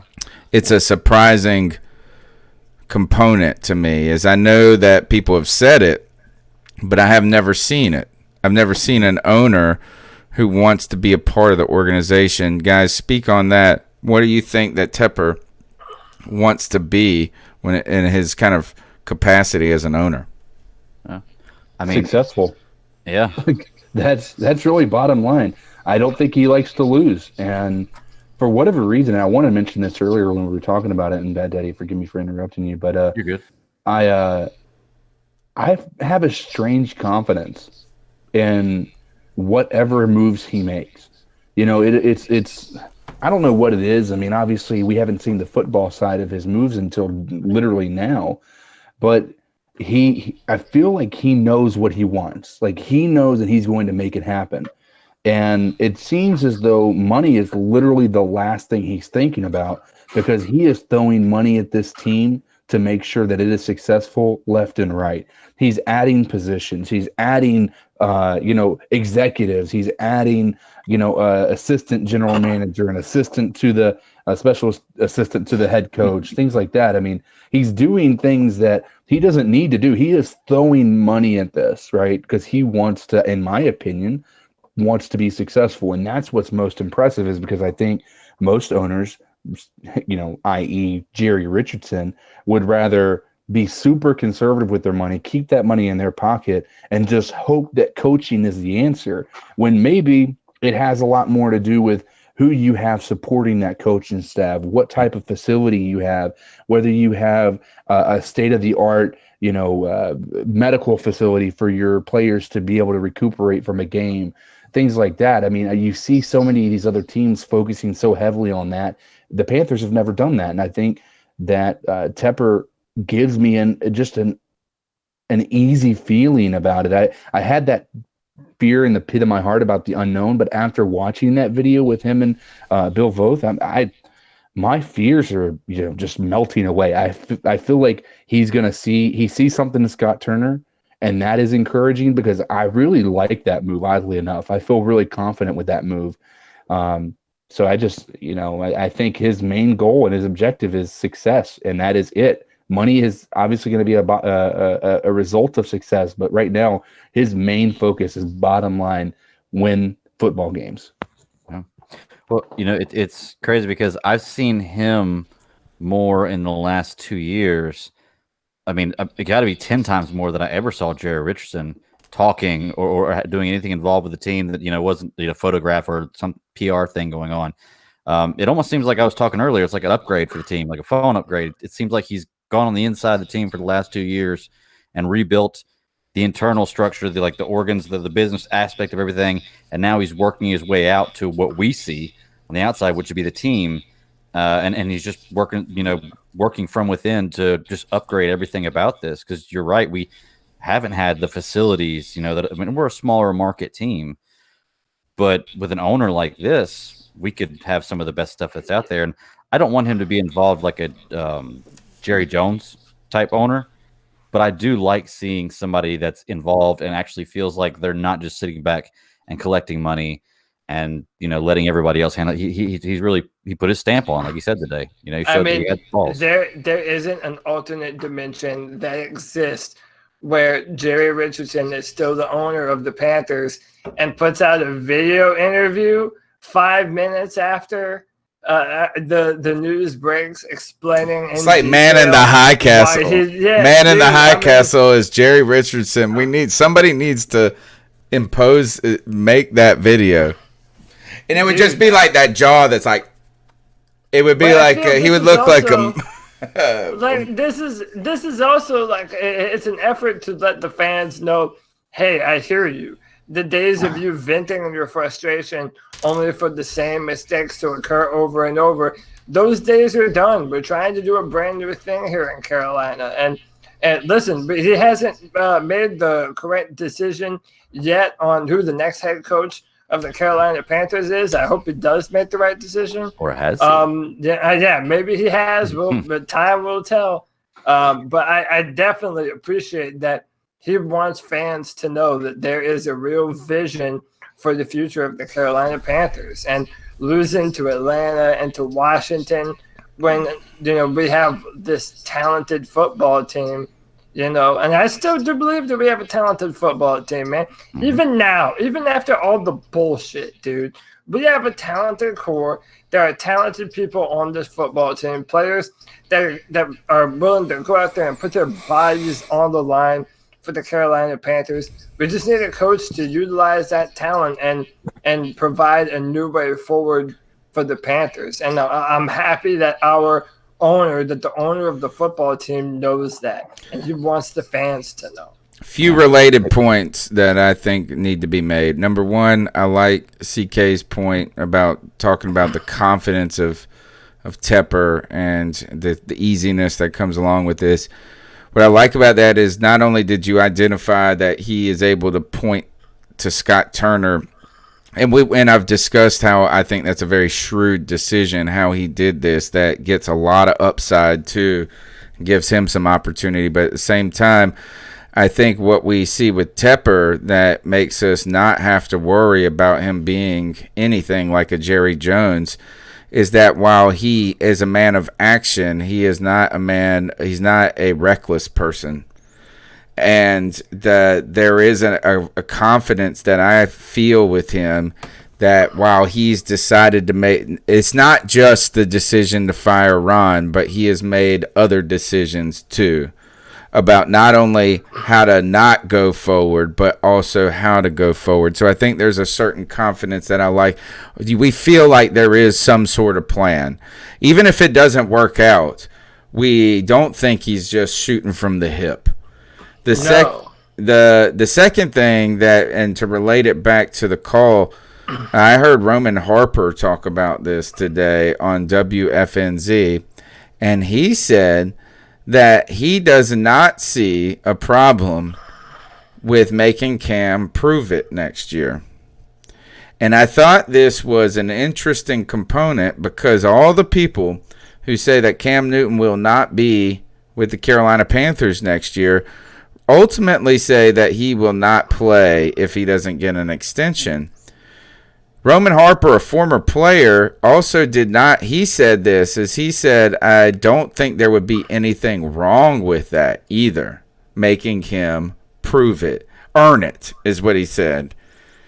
And I thought that was interesting because hearing a player saying that it's not crazy to think of an organization of asking a player to do that when he's had real history concerns in this decision making forward.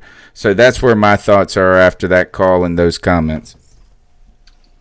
You know, we kind of touched on this already, though. Yeah, maybe the Panthers do want to make him prove it, but if you're Cam Newton and the Los Angeles Chargers are willing to pay you $25+ million a year right now, yeah, you're not going to prove it to the Panthers for one more year. But you don't have a choice. Your entire career has been proved. Well, okay, but see, this is what I'm saying, though. You would have to force a trade. No, you would have to force a trade at that point. What if the Panthers said, and is it completely absurd to think of this, is to say, hey, we'll go get Greg Roman, Cam, you go make yourself $1 bazillion next year. Yeah, I mean, I think Cam Newton holds all the cards right now. No way, he holds no cards, dude. I don't think he holds any either. I think he holds all of them. Yeah. How so? So okay, well, CK, go ahead first. Well, I was gonna say something before we jump into this. Somebody had mentioned, what the Chargers are going to tell him they'll pay him. Am I wrong in this? The Chargers are not allowed to talk to Cam, right? Am I wrong in that? Yeah. So I mean, yeah, like even in the offseason, they're not allowed to talk to him until he's their unrestricted free agent. Which is not even until the following year. Yeah, exactly. So he's not going to know what other people are willing to pay him unless he is released or traded. And so right that now is the it's not problem. high with his injury. Yeah, I mean, so you kind of you almost force yourself into a prove it deal or a prove it year because you're not making chump change, right? You're making decent money. Now, granted, it is a budget for a franchise quarterback, and probably he's going to be more expensive when his contract does go up, especially if he has a really good year. But I mean, I think that there is plenty of plenty of power on the Panthers side, certainly, but.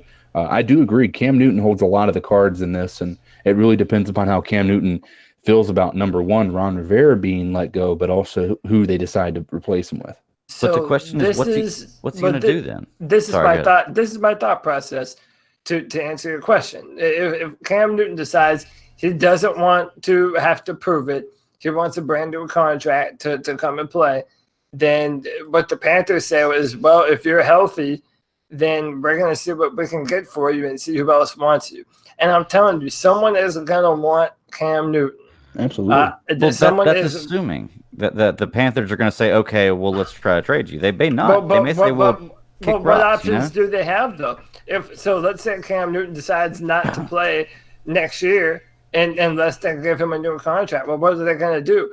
Go forward with Kyle Allen, or do you get something for Cam Newton right now? Well, it just depends. And what I mean when Cam holds all the cards is that his decision on this is going to matter a whole lot. It's going to be the number one reason for whatever happens. If Cam Newton gets traded, it's Cam Newton's decision, because I think you lose a lot of trade value if you make this the holdout process, right? And then if you wait too long, you start to you lose the ability to pick out draft picks. So I think Cody's got a perfect example of where Cam Newton has the cards.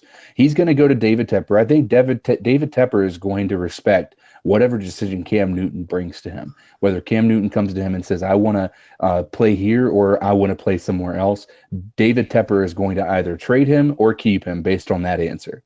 Well, here's the reason why I disagree with y'all that he has all the cards is just because he's in the same situation Le'Veon Bell's in if he does that kind of thing. Because, he can hold out next year and say, I don't want this $19 million. You can sign me to an extension or you can trade me. And the Panthers can say, well, kick rocks, man. And guess what? You don't make that $19 million that year. And because you didn't play, you still have that year on your contract. It's the same kind of situation Le'Veon Bell was in, where unless you play X amount of time, you don't accrue it that year. Well, but you're still under contract for 1 year. But the fact that it's a quarterback and a running back makes it a different discussion altogether, because the quarterback that's had 2 surgeries and lost a lot of the last few games. I have a question. You're depending on your quarterback to run the entirety of your offense. I have a question. Another running back can come in and be a Le'Veon Bell. Yes. All right.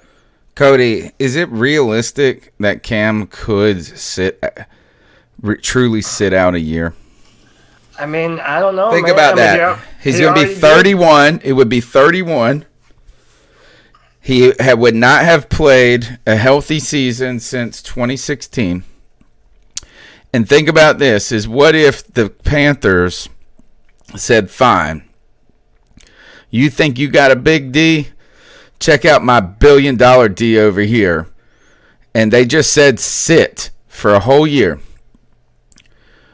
You don't even know what the teams are in 2021 that could even want him then. Right. It'd be a whole different host of teams by that point. I think Cam Newton, and I'm not sure he cares about the record books, but by doing that, he really takes a dent in his ability to be able to make a name for himself on the record books of the NFL. I think he would really hurt any ability to really put himself in the Hall of Fame conversation if he did retire at some point in the near future. I think that move by itself, him sitting, would be detrimental to the legacy that is Cam Newton. But that's a point in our favor, because that would be a reason for him not to do this. He really doesn't have. If he does do this, that's a hit he takes. So that's a reason he wouldn't want to do that. So that's a card out of his hand. So he needs to play. Again, the wild card here is I guarantee you that whoever the next coach of the Carolina Panthers is, they are going to have a tremendous say-so about the future of the quarterback position, because you're not going to bring in a head coach and make them commit to a quarterback that their future is up in the air. And who even knows what Cam Newton wants to do right now? We know in our heart, we feel that Cam Newton wants to be a Carolina Panther. There's no reason to think any different. However, I don't know. I'm not. It might not be the most likely scenario that Cam holds out, but I would understand if he's like, well, listen, I'm not going to risk, playing another year in a brand new offense, mind you, a brand new offense under a brand new head coach. And then if that doesn't work out, that affects my ability to make money with another team going forward. So, I just don't think it's really. I just don't. I don't think he holds enough cards to do that and it be in his interest even. Right. Is that there's two things. He either forces a trade or forces the Panthers to cut him. They could cut him and it not cut. That might be it, is that he would hope that they cut him. And then he can go sign a free agent deal. But I think if you're that embattled at this moment, I think the Panthers might be a little bitter about it. And I mean, I don't know if it's just a feasible option for him to miss another entire season based on the premise that he may get hurt again after he's been hurt the entire time. Right. And Cody, what you were saying about, he doesn't want to play under a new coach and a new system. Well, if he goes to a different team, he's going to play under a new coach and a new system. No, right. No, well, I'm just saying, though, for example, first-year coach. So next year, I mean, he's going to have to play under, like what you just said, a brand new coach, no matter what. Yeah. But he has to prove in that 1 year under a brand new head coach that he's worthy of a brand new contract, either here in Carolina or somewhere else. And there's going to be growing pains when you do have a brand new offense and the quarterback is having to learn different things. I mean, it's going to be different, and that doesn't bode well for him. Now, it doesn't necessarily end up bad for him either. I mean, there's a lot of unknowns. Because going to another place, Cody, whether it be, I mean, is obviously that team is not going to be great.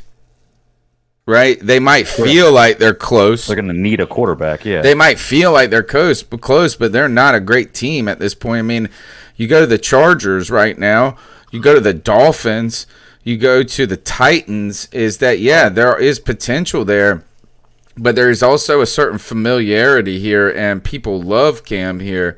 So there is a moment, an opportunity for him to play and play well, and then really put us in a hard spot in 2021 if he goes and balls out, and then you're like, oh man, wow, here we go. We got it. I mean, let's go future Cam, no future Cam. Oh, that's when we'll have a very similar situation to Dallas, where we now have to pay a star running back, a star quarterback, and whether you agree or not, eventually DJ Moore is getting his money. So you've got to be able to figure out a way to pay him too. Coming 5 years from now. 5 years from now. All right, let's go back to the. Oh well, yeah, you're right, because he's 2 years in. And that's assuming he doesn't ball out and then do what DeAndre Hopkins did, which is get a new deal before his rookie contract was out. So we may be a year or two out if he balls out next year. Yeah. Tough question. Think about it on this call. Is if this is a complete rebuild, think no Cam Newton, like in that situation, what does that mean for Christian McCaffrey, Luke Kuechly, KK Short, Trey Turner, guys like that? Let's go to the next call while you think on that. Hey, fellas, this is Sarah Taylor.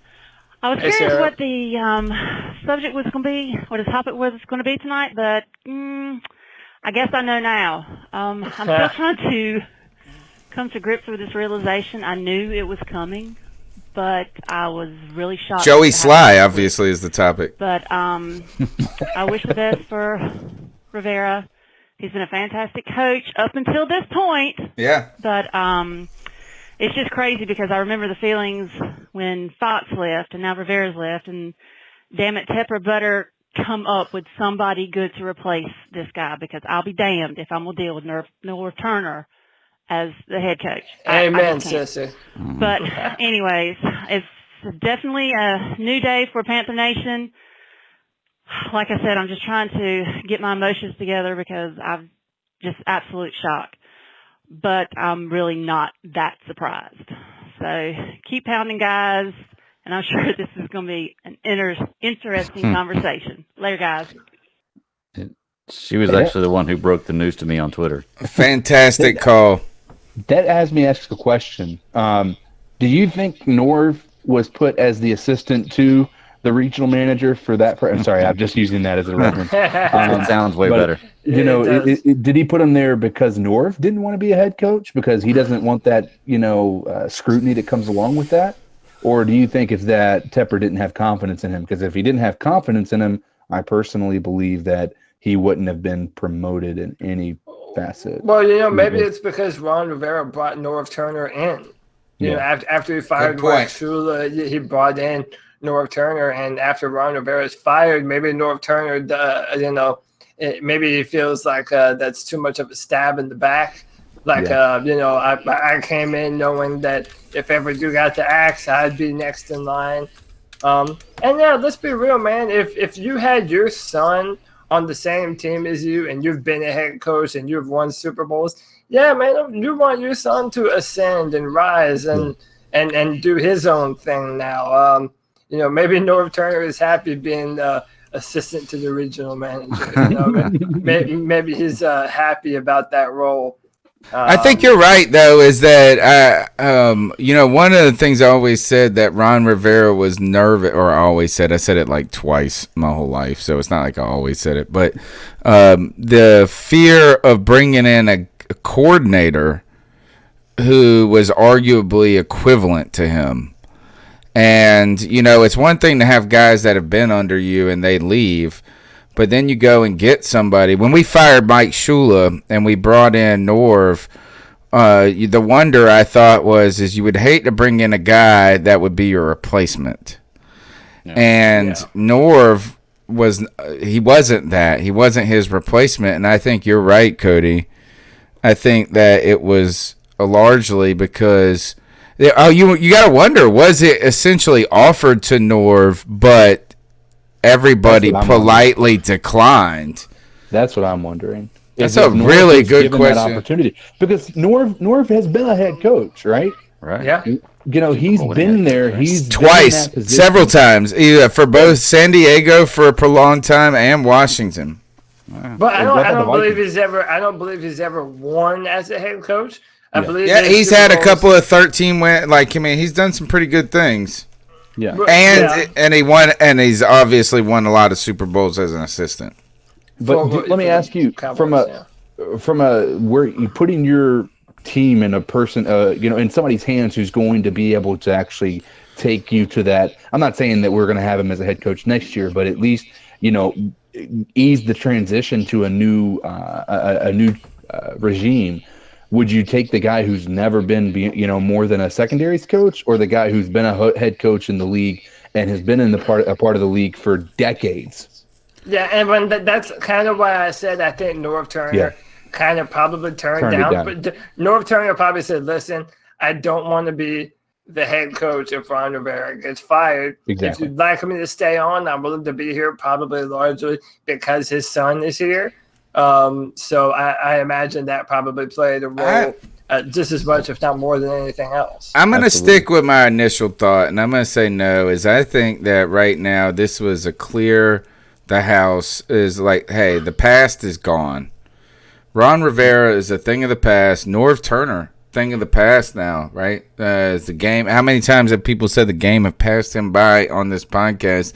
Mm-hmm. So this is no longer about looking back or even maintaining in the last few games. Is that now we're going to put in? I think it was shrewd to put Scott Turner. I've said it over several times on the show why I think that is, but I think this was a very strategic decision to move forward. And now you identified people on the team who have a lot to play for. Now you got Eric Washington, who's auditioning now, trying to rejuvenate his image as a failed defensive coordinator. Now you've got Fuel, who has been at least named, and he's black, right? Yeah. Yes. Okay, so he has been named for several head coaching positions in the past, and somebody, I think Cody, you were mentioning that he may have even interviewed for the Carolina Panthers when Ron Rivera was hired. Yeah, I believe it was between Ron Rivera and Perry Fuel at the time that they decided on. He's got a lot to show right now that he's more than the Rooney Rule, right? I mean, think about that. If you're always an African American coach right now, and you're on the bubble, you're trying to prove that you didn't get the interview because you were black, but because you're a good, you got a lot to bring to the table. And then Scott Turner also has a lot. I think he identified a lot of people that have a lot to win in this moment. I mean, let's be honest. And what do we all think the chances are that Perry Fuel plays himself into a head coaching job this season? With 4 games. My fear is that he does. My fear is that he does. And the reason I say fear is exactly what happened with Freddie Kitchens last year. Yeah. And Freddie Kitchens is not a good coach. But it was different with Freddie Kitchens. He was with Baker Mayfield, wanted him to be the coach. I don't think Kyle Allen's going to deem who he wants right now. Who he wants to be. Kyle Allen's going to have a say. Personally, that's what I'm saying. I don't think he'll have a say in it. What's the name? But I don't think Tepper is naive enough to think that he's going to be ready to be a head coach just yet. I mean, it'd be great because I almost want him to be head coach for a long haul, just for the puns that you can come up with his name. Give me fuel, give me fire, give me all that the Panthers desire. And you know what? That's a perfect segue, that desire, because Brad Dugan in the chat asked, how attractive is this Carolina Panthers job? And that's a good question, I think, man. I think it's very attractive.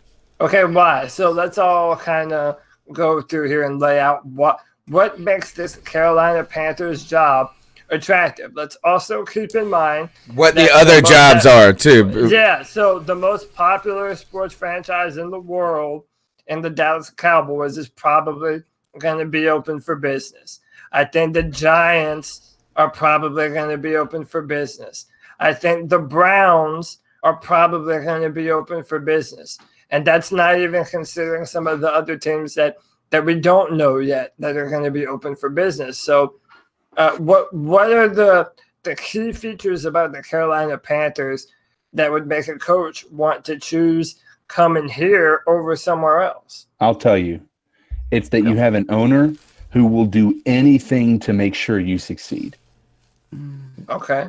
When you talk about it from that perspective, Jerry Jones has already got his practice facility and everything. Yeah, certainly. But right now, if you can get in on the ground level of what Tepper is doing with this organization, you have the ability to be a part of the dynasty, similar to what Bill Belichick was, right? The New England Patriots have been around for a while, but it wasn't until that, what's that? Early 2000s. Yeah, until what is his name that took over? I can't even remember his name. Anyway, the owner of the Patriots. Kraft. Robert Kraft. Yeah, I should have known that. Hand job Kraft. You guys realize that he took over not long before this dynasty was created. So, are you going to go with somebody who's a known commodity, who's known in the Dallas Cowboys to just run his organization any way that he wants to, and he's going to control any coaching decisions, anything like that, in Jerry Jones? Or are you going to go with somebody who's going to give you reign to do what you need to do, but also support you 110% in everything you need to make sure this team succeeds? I think that's where the allure comes from. Cody, question to you on that is respond to CK's comment about the Dallas job, because there's some other things too that while the Dallas job, you said it's attractive in the fact that it's the largest, but it might have the best team right now. Yeah, I mean, they have a loaded. I mean, I think. Okay, so it depends on who we're talking about coaching. So, for example, if you're Lincoln Riley, right? That's the guy that's who my little heart desires. Okay, Lincoln Riley. I've been very open about this. So Lincoln Riley is from Texas. And that plays a big part in this. I mean, you grow up as a Texan, and then, how often do you get the opportunity to be the head coach for the Dallas Cowboys? I mean, that's something that's legitimate to consider. And, yeah, they do have great players on offense and defense. From my perspective, the Carolina Panthers offer this. Imagine building a better offensive line for Cam Newton, and you have Christian McCaffrey and Curtis Samuel and DJ Moore. I mean, add in another receiver to that position, maybe another tight end, and man, you're talking about there's no limit to what this offense can be under a mind that knows what to do with it. Can I add one more piece to that? Yeah, please. The other allure would be the Carolina Panthers have never won a Super Bowl. If you're the only coach, the first coach to ever win a Super Bowl for our organization, you will forever be revered by this town, the Panther Nation. Imagine where we would be at if Ron would have won in 2015. You could have been the same exact coach right now, but guess what? We would have all been enamored. Yeah, we would have been dying on the hill for Ron. Yeah. Well, listen to this though. If we're comparing it to Dallas, I would use the argument if you're trying to decide between Dallas and Carolina that like really compare the two teams and like look past the forest and don't miss the tree through the forest. Like we have a better we have a wide receiver that has more yards than their top wide receiver. We have a better running back than they have this year statistically. With we a have better quarterback. We have a better linebacker than they have this year. We've had a harder schedule, and we're only one game behind them. If we were, racing them, they're 6-6 and we're 5-7. Realistically, we look a little more talented than they do.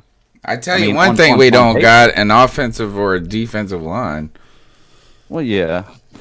I mean, they don't. They do have a quarterback right now. They also have a quarterback. We don't know exactly who. And so I think you're right, is that I think the advantage probably it would be immediately the Cowboys might be more suited at this moment. At least they seem to be. Can I tell you, I think there's a team that's, if we're talking about Lincoln Riley specifically, there's a team I think is more dangerous to steal him from us than Please Dallas. do not say the Browns. It is the Browns. No, nobody wants to go the Browns, dude. It's tainted. Tony, it's think tainted. about this. It's broken. Why was Baker Mayfield a Heisman winner? That's right, because Lincoln Riley made Baker Mayfield an incredible, almost 50 touchdown passer. He's pretty good before he got to him. Also, he was a transfer. I mean, Lincoln Riley definitely helped. Lincoln Riley is 33-5 as a coach, and he's like 20. He's 36 years old. He is 36 years old, and he is 33-5 as a coach. And he also he was the offensive coordinator at East Carolina, where Justin Hardy and Zay Jones accumulated the most catches in all wide receiver history. Shane Carden looked like a damn Joe Montana here in this little school. He's had success everywhere he's gone. And think about what CK said as well.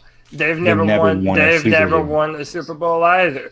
And imagine if it's a bigger market. Yeah, and how is Cleveland a bigger market? No, it's not. Forget the market. The air around the Browns is they've always been a dumpster fire. So if you turn that franchise around, and you already have a quarterback up there that you've built a relationship with that works, and you have Beckham and Landry. I would have said why I'm happy about David Tepper doing this move now. If you have a Lincoln Riley in mind, you need to already be talking to his people. It needs to happen now. Do you think Lincoln Riley comes here if we keep Cam, or do you think he comes here if we promise he can pick his quarterback? I say you have to do both. Try and let him have a year to turn Cam Newton into the player that we all believe that he is, and if it doesn't work out, Lincoln picks the next quarterback for the Carolina Panthers. I truly hope that Tepper, what he does is he can play the long card enough. It seems like, well, you know what? The question is this: is he the guy that's going to pick him? No. Is Tepper going to go handpick a coach and then get a personnel guy? I think Tepper's smart enough to have a group of people can basically help him make that decision. I don't think he's going to be hey guys, I'm going to go into a room by myself with this coach and we're going to make a decision on it immediately without consent from anybody else on this organization. So if they hire a coach and that coach is pounding the table for a specific person, David Tepper isn't just going to ignore him. I think you also have to recognize, though, if he was audacious enough to steal Lincoln Riley away, right? Who is kind of a god right now where he's at. If you do that, you probably have to make the verbal commitment to him that whatever he wants is going to work for the long term. Like, even if you want Cam for just a year and we move on past that, you're still our dude. Like, you have to, I think if you're going to get Lincoln Riley, you got to say that. That's where I think the Cowboys' job might be nerve-wracking to a Lincoln Riley. No. Is that to work under a guy who might be a hindrance to you might not be worth it. Well, let me ask you guys this. What if we talked to Lincoln Riley and he said he would come here, but only under the condition that we get a new quarterback next year? Do you still want Lincoln Riley? I mean, we need somebody, and if that's the If you believe that much in him, yes. Okay. And when I say you, I mean if you believe that he's a guy that has the foresight to lead your organization, you do have to recognize this, is that while I'm gay for Cam, and I want him to play till he's 70, you do have to recognize he will not always be the quarterback of the Carolina Panthers, right? Yeah, I have come around to the notion that as much as I do not want it, there is a very real possibility that Cam Newton is not the quarterback for the Panthers going forward. And I could not imagine a scenario at the beginning of the season where I would be saying that right now. But it's true. But I do want to echo what Air Raid in the chat says, and this is kind of what I've been thinking. I think Lincoln would love Cam. I mean, if you look at some Jalen Hurts highlights of what he's been doing at Oklahoma right now, you can't tell me that you can't imagine Cam Newton doing the exact same thing, man, if not better, way better, in that kind of offense. Is Jalen Hurts coming out this year? Yes, indeed. So what if they talked Lincoln Riley into coming in, and we had like a top 5 pick? He could pick up Jalen. We're not getting a top 5. Yeah, just let you know, it's not happening. What if we top 10 would be lucky? Well, right? I mean, let's be honest. If we crack the top 10 right now, we're lucky. Top 10 is possible. As the very months possible, yeah. go on, I don't know about top 10. As the months go on, we are going to have to start having some very real discussions about 1-2 Tagovailoa. It's inevitable. I mean, if he's going to fall to us and we're in need of a quarterback and he's there and he does declare for the draft, man, that might be the Bears passing on Deshaun Watson and Patrick Mahomes. All right, so when people are afraid he'll be hurt, but all right, so you never know. In some ways, we're making this too complicated, right? Is like, would this guy want to come here if this was this and that? When you hire the guy, he's only going to have a limited understanding of what he's getting into. I mean, you're going to kind of introduce him into it, but you're not going to really start and lead with Cam Newton's x-rays and MRIs and the thoughts about him for the next decade. You know, you mean you're really having that person pitch to you why they should be the guy, not why That's true. you should love them so much. Right, is that we're not trying to sell our organization. They're trying to sell themselves to our organization.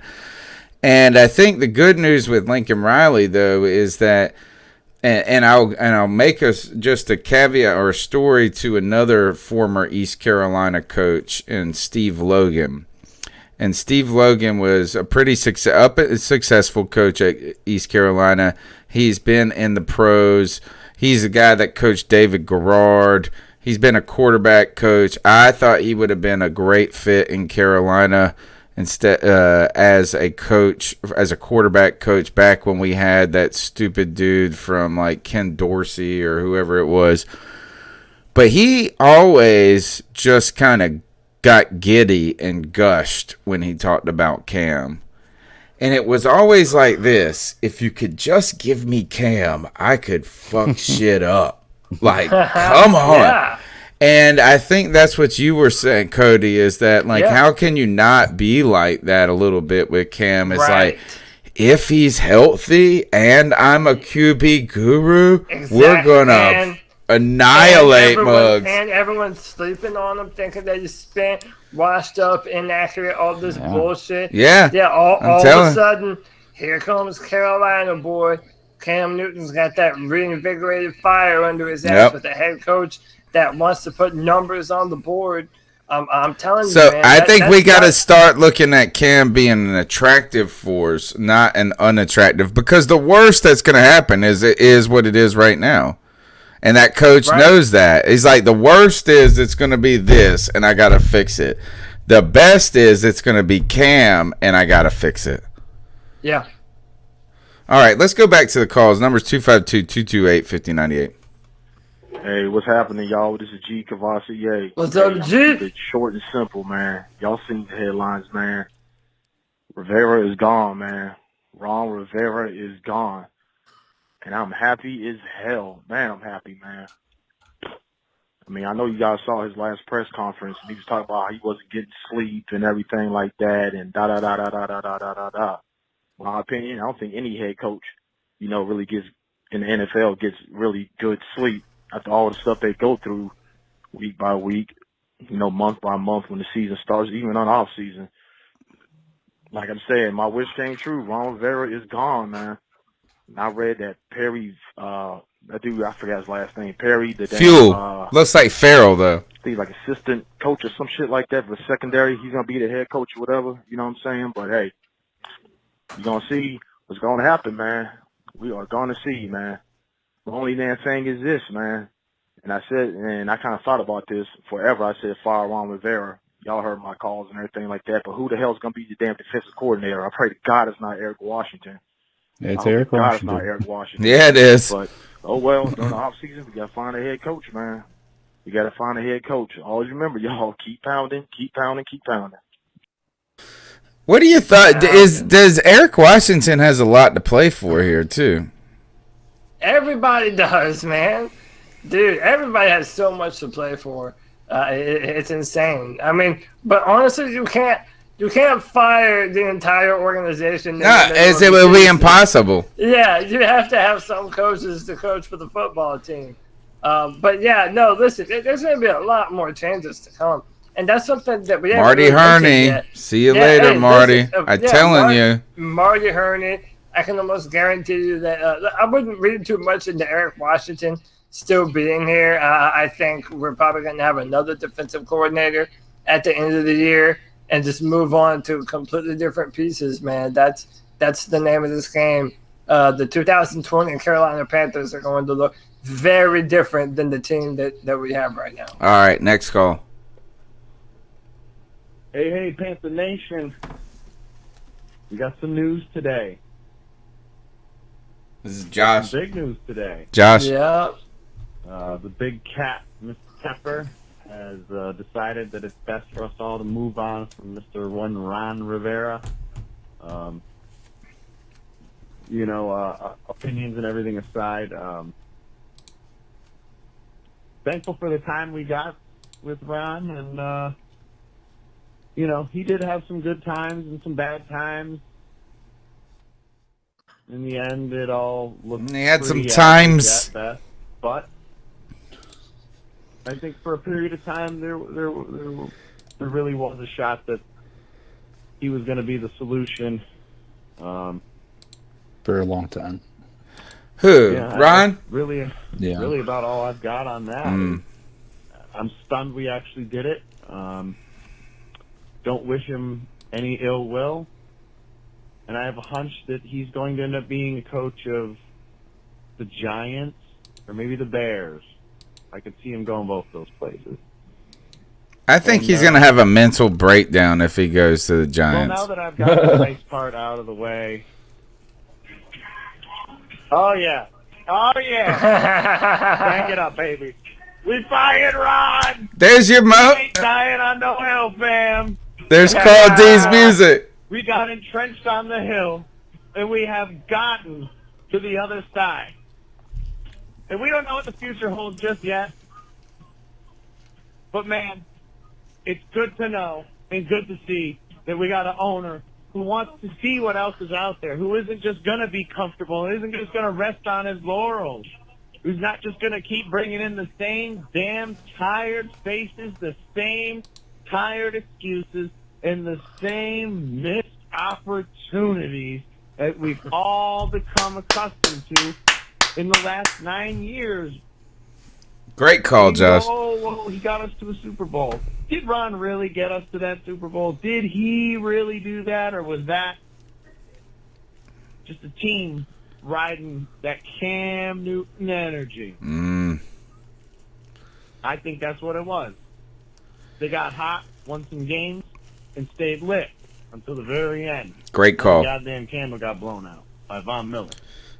Anyway, y'all know who it is. It's Josh from Mass. checking in and signing out. Have a good night, Panther Nation. Keep pounding. Yo, we fired, Ron. Fantastic call, and the reason I like this call so much, I mean, there's a lot of layers to it, but CK, he said that there was a moment where we thought Ron was the solution, and we did not think that until 2015. Correct. Well, yeah. I think you started to feel that way. 2013, you started to see there was a glimmer of something. But then 2014 comes, and it's like, again, we started off so shitty. Started off crappy, but then when it counted, he was able to pull this team up. And he got the Riverboat moniker that year. And so in November and December is where, Pete Carroll says it, everybody says it, that's when you've got to get hot. It doesn't matter how your season starts, it matters how that second half of the season goes. And for the longest time, Ron Rivera was very good about keeping this team together and then just dominating there towards the end of the year. And it was 2017 when it just really ended. Yeah. And I'm telling you, man, so right now, obviously, I don't know, I'm sure you guys have all done it. I'm going through the Panthers.com and I'm looking at the players reacting to this, man. And you can't help but be emotional because these guys, I mean, they are just. They loved him, man. They loved him. I mean, tell me what they're saying. Tell me what they're saying because I haven't gone through it. I mean, you have, let's go back to one of the most impactful, in my opinion, was Greg Olson's. He said, on the day I was traded to the Panthers in 2011, every player who played for Ron in Chicago said the same thing to me on my way out. You're going to play for a great coach, but a better man. And then you have Cam Newton. Will forever be grateful because of the impact you had on my life. Thank you for giving me an opportunity. Thank you for believing in me. I can go on and on, but most important, thank you for allowing me to be me. Obviously in his way of doing Mike Tolbert, salty Mike Tolbert even coming in there. How about Charles Tillman? Said, sad day for Panther fans. Thanks to Riverboat Ron for taking a chance on this guy in his 13th year. The 2015 season was one of the best years of my career. Your staff, family, and team welcomed me with open arms, and I am forever grateful for that. Even Benet Ben Wickery comes out in support for Ron. Shut up. A lot. Tell me this. Sticky Wiki. Tell me. Benet Ben Wickery says, respect for Riverboat Ron. Whatever decisions were made regarding me, I honestly don't feel you had much control over. He blames that on Gettleman. We had many serious one-on-one talks before and after my injury, and I appreciate your support through everything. Many blessings continuing your journey. So, yeah, he was always a player's. He was always a player's. And and let's take a moment to think about that. Is that while there is a celebration and that we're looking towards a new era. He did. I mean, he was very important to our organization, and while he was not immensely successful, he was successful enough with Cam Newton to keep us relevant for a decade. Yeah, and one of the things that I'll say, and a lot of people wanted to point to this, and I appreciate the fact that he's actually addressed this. He said that a lot of people, let's see here, I'm going to tell you, because he obviously had his little exit interview with whomever this is, but he said, I've always tried to remember that I had a responsibility to lead and be the same guy all the time. It was hard. A lot of people said they wished I would be more emotional. How often have we said that? We want you to be emotional, but I think that what I respect about that is that it does bring up part of this that we don't ever talk about, which is he was raised by a military father who was taught him that leadership means being the same person day in and day out, somebody who can be relied on to be the same person that they were the day before, be it a loss, be it a win, he's going to be the same guy. And that's where I think that maybe came from, and I don't think we think about those things. But it is, man, I just reading these articles about, what he says about the organization, things, I mean, it needed to happen, and nobody's going to regret the fact that he's gone.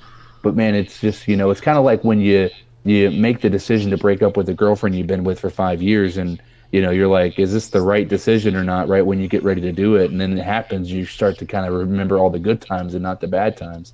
But, I mean, it is tough, man. It's well, like Tepper said, it was appropriate, right? Yeah. And second, I think Ron Rivera did change. I think he changed after the success of the Super Bowl. And what I think it became was more of a we're going to keep banging the square hole into the round peg mentality. We're doing it right. It's the other things are not going right. And I'm not saying that he was doing it wrong, but it just felt different to me after the Super Bowl and how he addressed the media afterwards, how he addressed losses, how he addressed it, but kudos to him too. I do like even at the end he was not trying to throw players under the bus.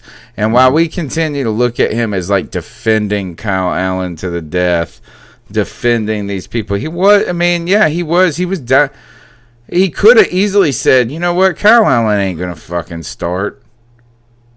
I mean, he didn't say that. You know what I mean? Like, he has to do the things that are right when it comes to just people stuff. So, Ron Rivera, a great part of the organization, but like Tepper said, maybe appropriate time to part ways. Next call, Cat Calls line 252-228-5098. Oh, my God. The day I thought would never come. And the day that Cody thought would never come. That all his prayers would be answered and that all our prayers would be answered. David Tepper finally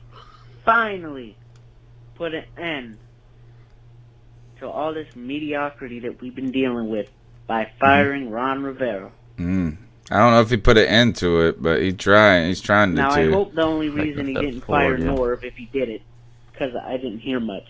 Because it literally just happened. I was probably walking to the store when it happened. If he didn't fire Norv, I hope that's just because we need somebody to coach his damn team. I think he kind of did fire Norv. Not much else to say other than basically that, the same thing that happened to Eric Washington, but didn't really. Yes, exactly. Yep. Gosh, Josh Norman out there on Twitter and I ran into celebrating. Somebody who was on your hill, Cody, at the store, or I thought I did, because I thought she said they should fire Rivera, but I didn't know she said they fired Rivera because, number one, I'm hearing impaired. Number two, I never thought that would happen. I mean, I did, but it just seemed too good to be true. All right, guys, bye. All right, I want to read this. This is Nathan Conley, who is the former guy that was on WFNZ. He's been on the show. He's a Patriots fan, and he's a giant jerk. But just, all right. And I would tell that to him his face. I don't care. He said this. He tweeted this 45 minutes ago. Saw Josh McDaniels floated as a coaching candidate for the Panthers. Wonder how fans would feel about that. Not sure it's a fit for either party. Still can't imagine Hurney in place as an appealing aspect for any potential hire. He's got to go for this reboot. Number one, we know Hurney is going to go, so don't worry about that. Josh McDaniels, can you steal away Josh McDaniels, Cody, and Caserio? And the problems with do they see the end of the dynasty and run out the door? Any reservations about Josh McDaniels after what the hell happened with the damn Colts? You know, no, to be honest with you. I kind of think that was what's the guy's name? Now I'm blanking on it. Robert Kraft reaching out and saying, hey, man, not yet. I don't think that would ever happen twice. It's kind of a I don't see that being something that would stop us from hiring him.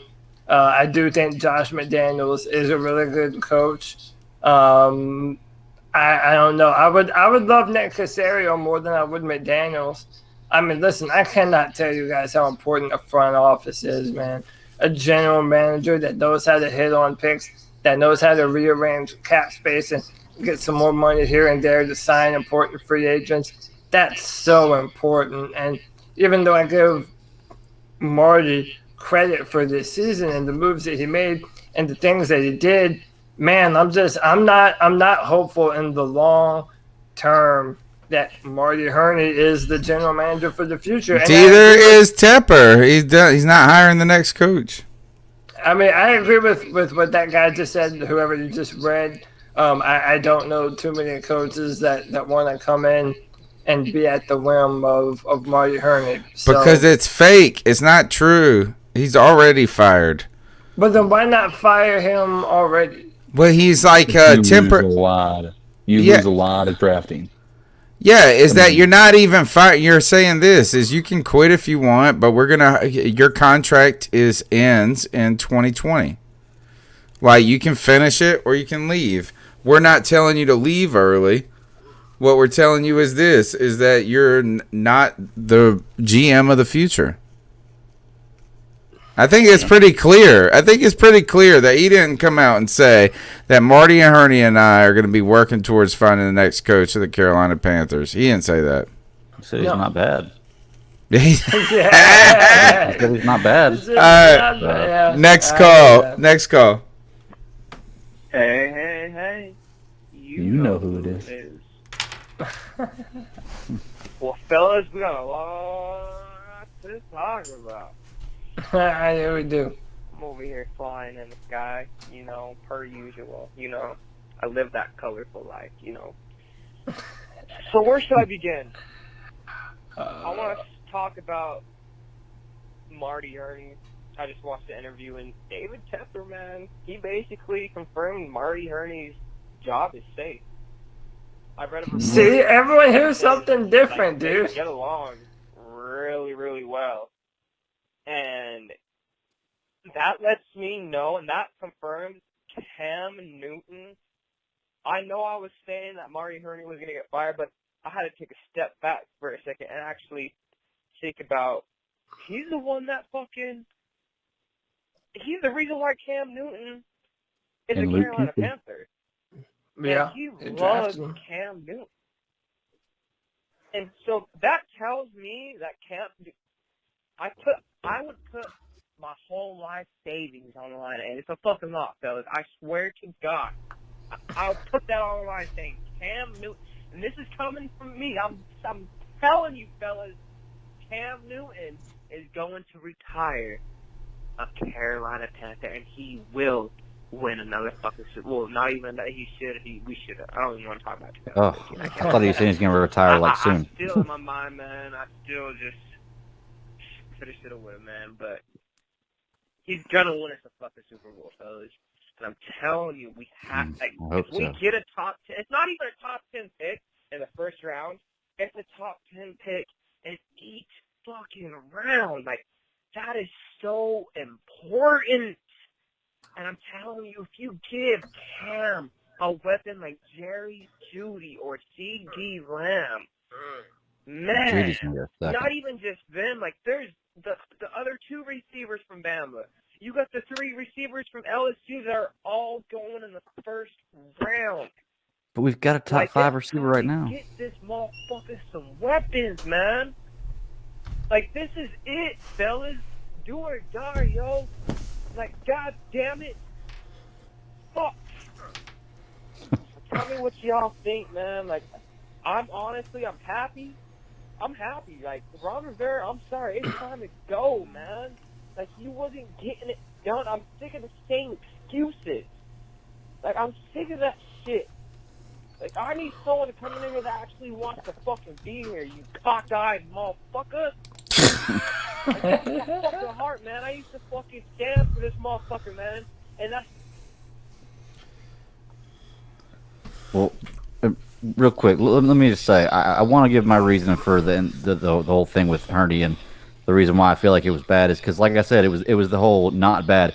Cody, if I'm describing a restaurant to you, and you're asking me for a good place to go eat, and I describe a place, and I'm like, that's not bad. What do you think? Or if I'm dating a new girl, and all my friends are asking me, you know how things are going, that's not bad. Like, I mean, what do you think? Yeah, it's when not, is not bad it's ever not a good a ringing endorsement, but it's so funny because I feel like the people who heard David Tepper say, okay, we're going to roll with Marty Hurney, are keying in on one part of the David Tepper interview. And then you and Tony that are hearing, oh, not bad. Like, you're keying in on another specific part of the interview. But like I said, like, G Baby kind of heard what I heard. And by the way, I'm hoping that you guys are right. Like, I don't want to be right on this. I want I want to move on from Marty Hurney. I'm not attached to the man. So I want you guys to be right on this. But like G Baby, I didn't hear any inclination that his days are numbered. I heard David Tepper say that he values his ability to evaluate talent and college football players. So that means more of his decisions in Carolina's future. I don't know. I hope I'm wrong, but a lot of people are interpreting those words different ways. Well, real quick, he also said that Ron Rivera was one of the most men he respected the most that he's ever met, and he just fired him. So I'm just saying. I think that was. He didn't say he was the best coach he's ever met. He said he respected the man. Okay. He also didn't say that Marty Hurney was the best GM.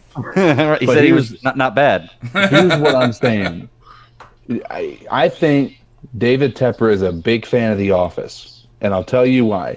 The way that he named Norv Turner assistant to the regional manager, and he's basically saying that there is going to be a co-general manager. That's really what I gather from this. Now we have a Jim and Michael type of situation when they were co-managers. So Jim would handle small, like day-to-day things, and Michael would handle big picture things. What I'm hearing from this is that he trusts Marty Hurney as an evaluator of talent for college scouting.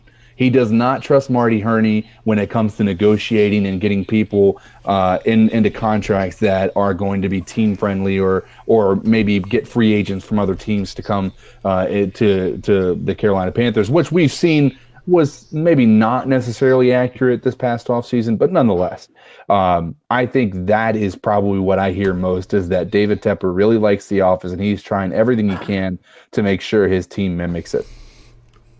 Does that mean Pam is Caroline Can? Yes, absolutely. I'm into it. I'm into both of them at the same time, dude. Yeah. I don't get any of this because I don't watch The Office. Sorry, a lot of you probably don't. My apologies, guys. No, everybody does. Most people do. I caught up on The Office in like a month and a half from episode 1 to the very last one. It's on Netflix, but only for a few more months. So if you want to catch up, do it. I do want to say, CK, you were just talking about how you thought he was in a position where, he wants to try to he loves the offense and he wants to try to make this stuff work out the best. That's what you say right before you make the decision to break up with somebody. Yeah.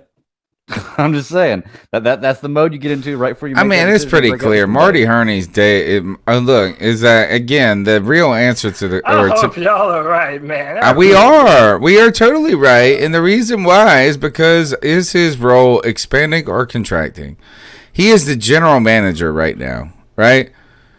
Prior to today, Marty Hurney was in charge of team operations, right? Like he was the dude that Ron Rivera answered to, that everybody on the football side, he keeps saying the football side of operations, answered to.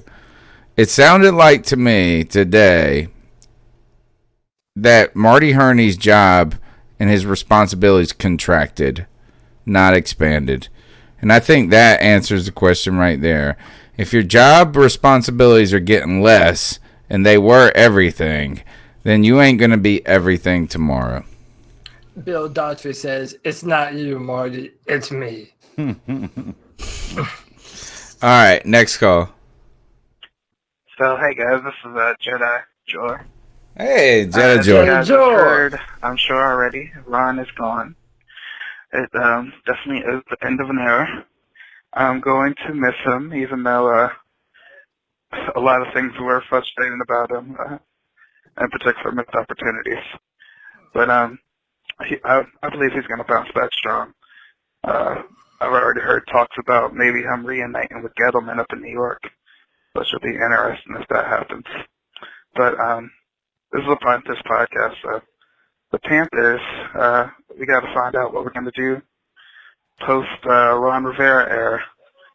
And it also, from the way it looks like it might be a post-Cam and a post-Luke Kuechly era as well, which it's really hard to think about.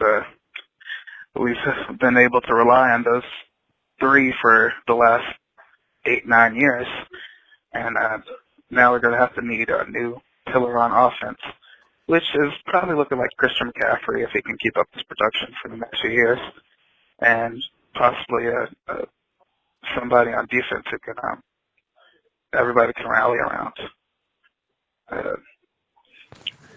and also a coach who can pick up where Ron left off and hopefully, game plan better and make adjustments and do everything that Ron wasn't able to.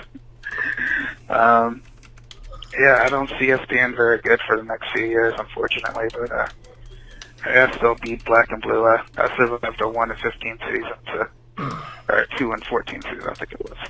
But anyway, I'll survive that. I can survive a couple of years of badness. At least the tickets will be cheaper. All right, guys. He's a Jedi, so he's wise. Yeah, there's always a bright side. All right, next call. Going to the Super Bowl for fucking Ron Rivera, that was good enough for him, man.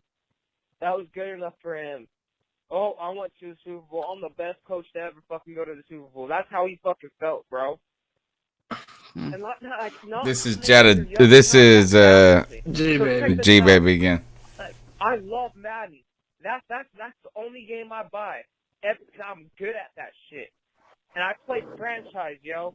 And when I draft a young player with a superstar trait in the first few rounds, like, he has a superstar trait for a reason, yo. Because he gets extra XP points, yo. If he plays, and he has to play the whole season to be upgraded. Like, what the fuck? Like why would I draft him but not play him? Like, how do I expect him to get better? And that's He's talking about Brian Burns. Doing, yo. And it baffles me, yo. And honestly, Will Greer, you want to know why Will Greer's not playing? And it ain't because Ron Rivera didn't want to play him because he's a young talent, because Kyle Allen's fucking young as fuck. But it's because Will Greer ain't about that fucking smoke. They don't want to come out and say that because it looks bad on them for even taking a chance on him in the third fucking round. He should have never been fucking drafted, period. How do we know, though? We haven't seen him play. Smoke, yo. He could have beat out Kyle Allen, yo. He ain't about that fucking smoke, and it was a fucked up pick. And we should have went towards the defensive side of the ball, or went into the fucking trenches, or built a fucking wall for Cam Newton. Jesus Christ. Give this fucker an offensive line, god damn it. That's why I say you take the fucking world talent receiver in the first round, and I don't give a fuck. 5 straight rounds, you drafted that fucking offensive line, man. Build the offensive line. If Cam has a little bit of time, bro, still fucking city, Yak City. Boom, boom, boom, boom. Cam still got it, fellas. Keep pounding. G-Baby gets feeling good in these calls. And at the day of my heart, we still nice. We always gonna be nice, but we gotta get some wins, baby. Let's go. Keep pounding, fellas. You know who this is. G-Baby. I'm out. G-Baby. He always brings. You know what he always brings? The fire. Smoke. No, the smoke. The fuel. The fuel, guys. Yeah, the fuel. All right, next call. What up, C3? Brad Dugan here. What's up, Brad? Hey, Brad in the chat room. What's up, brother? But in all reality, you gotta thank him for his contributions for the franchise and what he's done over the 9 years. But it was time. It was time for us to move on and him to move on. And I have one name on my coaching list, Jim Harbaugh. That was one of my other guys. Ugh. Yuck. I say yuck to it. Why is Is that the end of the call? That's it? So why yuck? Yeah, that was my number 2 guy. I didn't get to mention him earlier. Why yuck? I mean, obviously John is the one in Baltimore, right? Yeah. So Jim is former 49ers, now Michigan.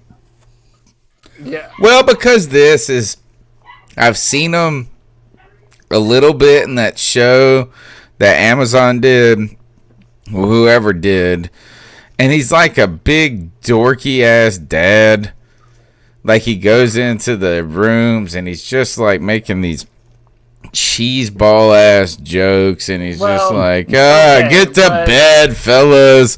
And it just seems tired there. And you know what is that? Yeah, I am ready to talk football. Is Michigan's fucking sucked under him. I mean, they've been all right. They've been okay. But we've had guys that took over Ohio State that weren't even ready for it under scandal. And all of a sudden, these mugs are better than the guy they replaced.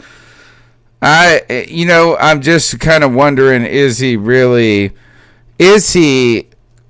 pro football coaching material? I think, yes, he's already proven that he is. He's not proven squat, really. Then Ron Rivera proved that he is, too. He went every bit as far as Ron Rivera, but I think it also bears repeating that there is a real big difference between being a college head coach and a professional head coach. When you're a coach in college, you have to nestle up to boosters. You have to travel across the country and recruit high school players to come and pick your college, sometimes when they're even sophomores and juniors.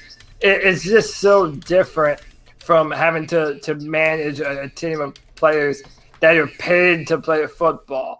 I think it's very reasonable to say that Jim Harbaugh is a much better NFL head coach than it is a college football head coach. Right. And even though he has underperformed at Michigan, he's not a losing coach. I mean, that's a winning football team every year. Mm-hmm. I would not be mad at that. Scott Turner was in Michigan, so those two already have ties to one another.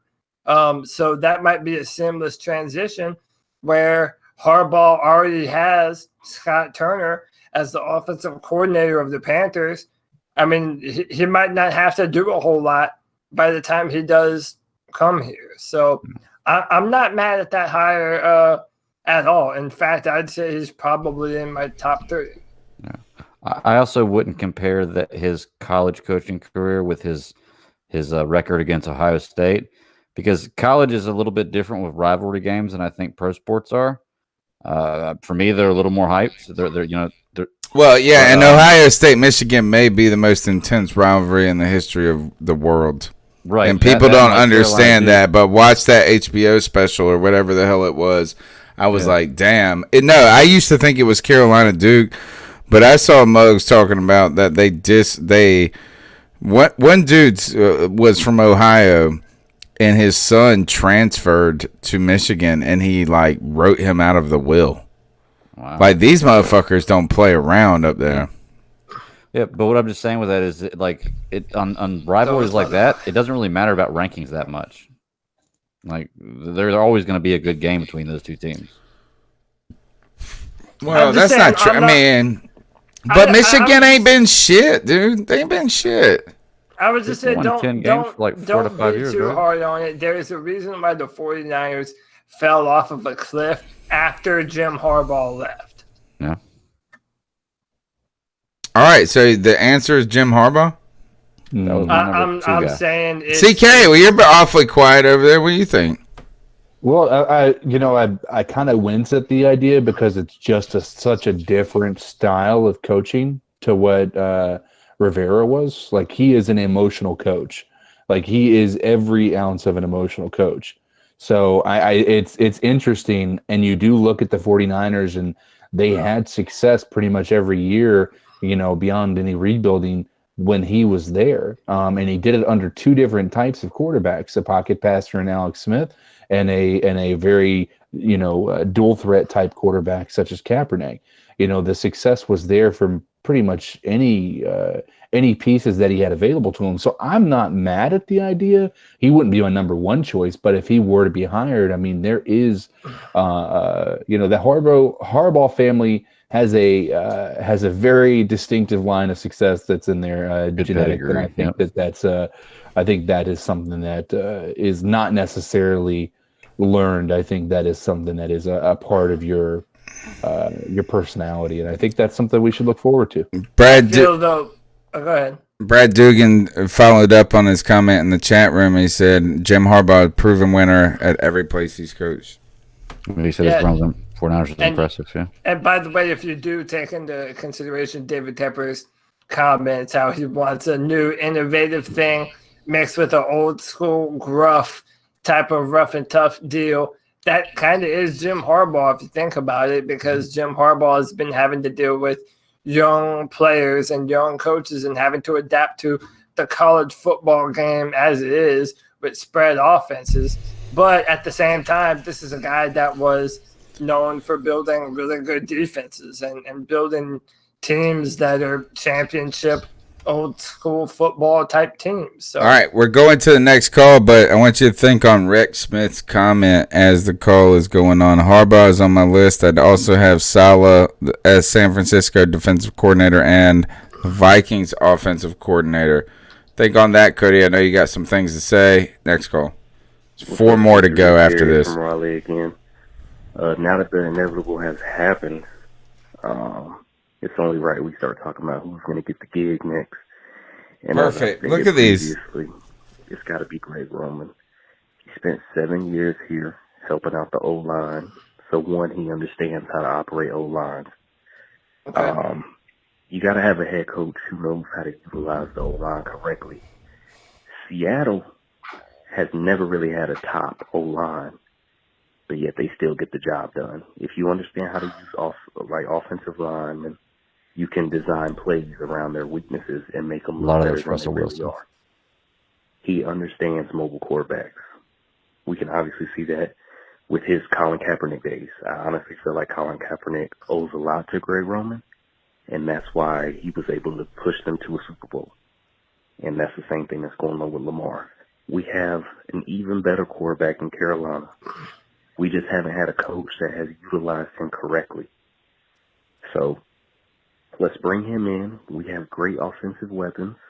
We need to get a solid defensive coordinator. That's probably going to be the hardest thing to find, a solid defensive coordinator. Those are harder to find in today's day and age than a head coach, in my opinion, because we haven't had a great defensive head coach defensive coordinator since Sean McDermott.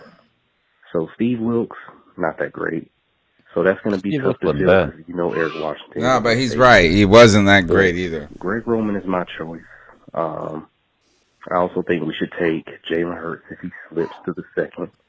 And good days are to come in Panther Nation. So let's just keep pounding. Keep pounding. I do want to point out how I just said that he wasn't that bad, and the first thing that came to your mind was that was a bad negative comment. Just saying that somebody says something's not that bad. Exactly. Good point. Great point. Yeah. He wasn't that bad. You're exactly right. Marty Hurney, turns out you're fired, bitch. What a wonderful way. That is like a joke that needs to be told on the stage right there, Greg. All right, so thinking about this is that what I love about going through the cat calls, we're over 2.5 hours into the show, and they're just pushing the conversation along. We were just asking about the names, and we continued. Look, Greg, we got the Greg and the Greg Roman connection here, but Cody, we're talking about this future head coaching position. And there is some concern about maybe a retread. Where, like, we heard Greg Roman there. Where do you continue? Are you still a little concerned about that? I mean, listen. So as I said, I'm not disappointed if we hire Greg Roman. I mean, because if anything, if we hire Greg Roman, to me, that's an indication of the organization saying Cam Newton is our future, because that seems like the kind of hire that you would make to try and get the most out of Cam Newton. I mean, everyone knows how much I love Cam Newton, and it's obvious. But I do think that it's always been a legitimate question when we talk about his health, and we just don't know how his body is holding up and if it's going to continue to be able to hold up. And do you continue to ask a 30, 31-year-old Cam Newton to do what Lamar Jackson is doing now? So you go to the other side of the ball, though, Cody, and the comment from what we were talking about, I said hold on to it, is the Salau. Yeah, Robert Saleh. Salah. Yeah, the defensive. Salau to you, Salah to me.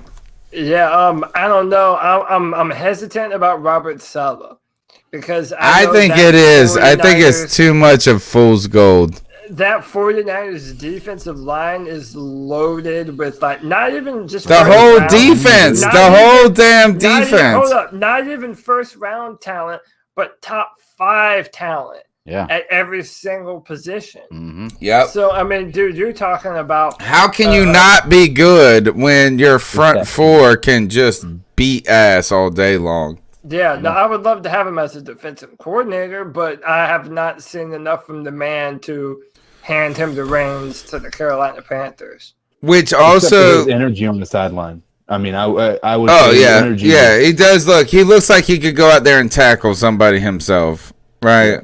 But to me, I think the other name that a lot of people were talking about last week on the show is just the offensive version of him, and that's the Bieniemy. What's his name? Tell me how to pronounce it. Eric Bieniemy. Oh, so I got it right. I got it right. Yeah, you got it right. Yeah, Eric Bieniemy is someone that I've had my eyes on for a while now. But could he be a victim of his own circumstance under Andy Reid? Obviously, we still think it's Andy Reid's offense, and on top of that, Mahomes is playing like a crazy man. Like, how can you not get it right? You know, but you're gonna have these types of questions about everyone that you hire. True. You know, can they run a whole team though? There's such a difference in being a coordinator. There's such a difference in just saying your job is to design a play how to defeat that team's defense to you're going to run an organization. So would you prefer to hire someone that's been a head coach before in Maybe. the NFL? Kind of. Or I'm going to tell you a name that everybody would hate. Yes. Todd Bowles. I would cut my own penis off. Why? Why? Why? What is it? Why not your finger? He was good with the Jets, and that's like a compliment in itself. No, dude. No. I feel the same way about Bowles as I do about McCarthy. No way. Not even close. I'm not down for Todd Bowles. Todd Bowles? Come on, dude. Why? That comes out of left field for me. Huh? I mean, my only thing is like, okay, if you don't want to give somebody who hasn't had a head coaching job a chance, then you're in the same mindset of Ron Rivera by not giving players that haven't had a chance to play a chance. You never know until you put them out there and see. Yeah, I mean, you can't just always stick with the veterans because then you end up in the position that Carolina's in right now, where we have possible talent that we never see. But a lot of the names y'all are talking about have had some sort of former head coach experience. I agree. Harbaugh. The other idea is, don't forget, Josh Daniels was a head coach at Denver, right? Yeah. And then he went back. You know what I'm saying? So, like, I don't think just because you were Pete Carroll, so was Bill Belichick. See? So, why is that? Todd Bowles was not a bad coach. So, don't laugh at me on that, like, entirely. I'm going to laugh at you at least a little. All right. Well, then, I mean, how is that any more ridiculous than Jim Harbaugh? Oh, dude, you're going to tell me that Todd Bowles has anywhere near the pedigree that Harbaugh does? It's not even close. It's not even a little bit close. You don't think so? No, between Harbaugh and Todd Bowles? So either, yeah. No. Okay. Where was Todd Bowles before the Jets? With Arizona. He was exactly. No, he was the defensive coordinator for the Arizona Cardinals under Bruce Arians, where he is exactly right now in Tampa Bay. He is back to where he was. Look at Tampa Bay's defense. It's pretty fucking amazing for what they got. Run defense is good. I'll give you that. No, we're moving away from the defense, man. All right. Next call. There's 3 more calls to go through. Hey, wondering what y'all's thoughts are about the choice for the interim coach, Perry Fuel. Sorry can't pronounce his name, but Same here. I know Tepper said something about he can command a room. I'm just not too familiar with him, but I'm wondering what your thoughts are, what maybe if Norv should have been the choice, and also just why the secondary coach if the secondary really hasn't been performing all that well. They've actually been better than half the other Love the part of the podcast. team. Thanks, guys. Perry Fuel. All right, so here's his history. In college, he was, according to Wikipedia, Fuel was a college coach for 13 years, working as an assistant coach in North Carolina, Army, Kent State, and Vanderbilt. Fuel entered the NFL as the defensive backs coach under Tom Coughlin in 1998, stayed there through 2002.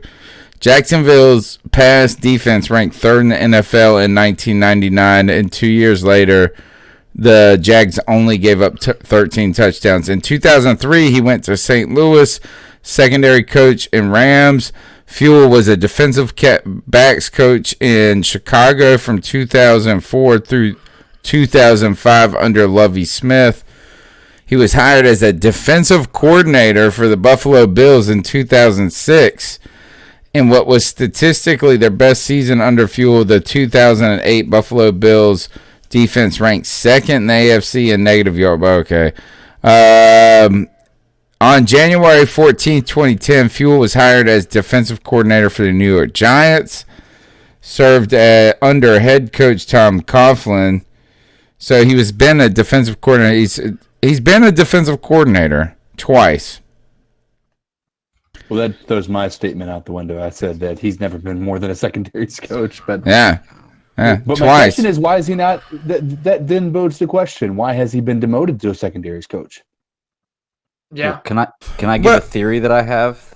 Yes, please. About and this kind of brings a lot of the stuff that we've been talking about together. Is what if, just by chance, we already have the head coach on our staff? Oh, that shush. Tepper's looking for. He says he's working on a process, right? Now, what if Norv Turner turned down the coaching job because he's going to be there? Shit. You're smoking I'm just weed. saying, hear me out. He's going to be there to help pamper his son into the position of head coach next year. And the reason why you put Fuel as head coach instead of Eric Washington is because you're going to replace Eric Washington, but you're going to keep Fuel, so he's there for the next 4 weeks as interim head coach, and then you can knock him back down to. You can even bump him to defensive coordinator if you wanted to. But what if the answer is on the roster that he thinks, and Turner is going to be our Scott Turner, head coach of the Carolina Panthers, defensive coordinator, Perry Fuel. You cracked the code. Actually, it sounds ridiculous, and it actually could happen. People have called me ridiculous on a lot of things I've said, and a few weeks later, we're talking about them happening. I'm just saying. It sounds ridiculous. I can't see a situation where they believe Scott Turner is going to go from quarterback's coach to head coach. But if you're looking for somebody that has faith in Cam Newton, he's been the quarterback's coach with Cam Newton. That's a guy that would probably go forward and say, "Yeah, we can go with this." Don't you think he may have named him interim? What if he did this? If he would have named Scott Turner interim head coach, that's what he should have done. That would have been some fucking big dick shit right there. If you're going forward, you have to be so sure that Perry Fuel is the It's answer. too far out. Not Perry. Man, no, he's saying that Scott Turner would be the coach. Right. I mean, it's like what the Browns did, but far less reason to hire that coordinator. But you're not going to hire him. You're going to hire Scott. He's saying Scott's going to be the head coach. Head coach. And Perry Fuel's going to be the defensive coordinator. Next year. Yeah, maybe. It's crazy. It's crazy talk. I do it's not. crazy I talk. don't. I like it though. I kind of like the. It's like fan fiction, but next call. All right, guys, check this out. I just kind of wrote If he this says the song exact same thing, as I was listening to the podcast. Here it goes. Scott Turner, head coach. Or a burning thing, Seems with Johnny Cash. and it makes Super Bowl rings, fueled by a wild desire, that being Ron getting fired. Well, David gave us just what we desired. We turn on the news and Ron has been fired. And it burns, burns, burns. That ring of fire. This is that so ring good. Of fire. This is so good. That was so fucking good. That was beautiful. Oh my gosh. It might have been the best call if I wouldn't have already said another call was the best call. Thank you for that serenade. Oh my gosh. Burns, burns, burns. Last call of the I'm just night. saying, with the fuel and the Burns thing. A lot of fun. Perry Fuel is going to be the head coach, and Brian Burns is going to be player defensive coordinator. Nice call. The timing Last of call. firing Ron Rivera. Remember, Tepper's a hedge fund guy. He views stuff through numbers, through stocks, and I kind of think he saw Ron Rivera as a falling stock. And before things bottom out, I think he intentionally Before they bottomed blew out. up the continuity of the coaching staff. I wouldn't be shocked if Will Greer gets a shot. I hope he getting does. some playing time. The continuity of the coaching staff is in a little disarray. This is tank mode. This is rebuild mode. I do think that we keep Cam Newton. Cam Newton and Tepper have a great relationship. They even chumming up at the Thanksgiving dinner. A cheap prove-it deal for Cam. He's got another year left on his contract. It doesn't cost anything to keep him. And get a really attractive coach coming in. He's going to pay him really well. But all in all, thanks Ron Rivera, Riverboat Ron, for the years that he gave. I think he's the best coach that the Panthers have had in Panther history. But there was a lot of things that Ron left to be desired. I don't think he ever played to win the game, and I do think that Cam was a big reason behind some of his success, and that we saw that with Cam sitting out this year, losing 3 or 4 games inside the 5-yard line of the last play. I think that kind of put the nail in the coffin. But, all in all, still Panthers die hard. Panther Nation, keep pounding, baby. Peace. Keep pounding. We did it. We're at the end of the cat calls. Thank you for your support. Really, I'm not going to say thank Jesus. We're at the end of the calls, but thank Jesus. No, it's 252-228-5098. You guys are the best. Keep calling in. We're going to look, we're hitting a part in this. We're getting so much support of the show. You guys saw it earlier tonight, and you continue to see it, is that we're over 3 hours in. It feels like it's like a decade in, and you guys are part of this conversation, and that shows they're really doing some good work here. So we're going to keep playing the calls right now. At some point, one day, we're going to have to adjust and start thinking about how we're going to do this so we don't stay up 24 hours a night. $25, yeah. Yeah, but right now, this is the way I like to think of this show, guys. It's somebody, and it was actually one of the first callers into the show several years ago. And he said, man, when I listen to the podcast, I feel like I'm riding in the car with the fellas to the game. Mm-hmm. Talking about what's to come, what the team's like.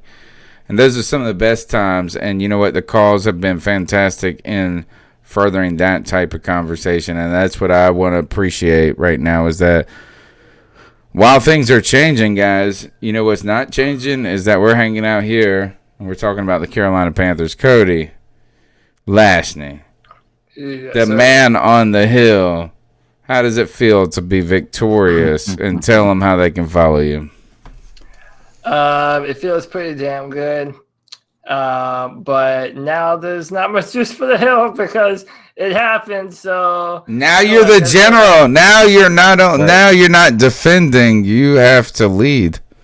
Yeah, I'm. Build that castle on the hill now. Hey, Sun Tzu says he who has the high ground is victorious.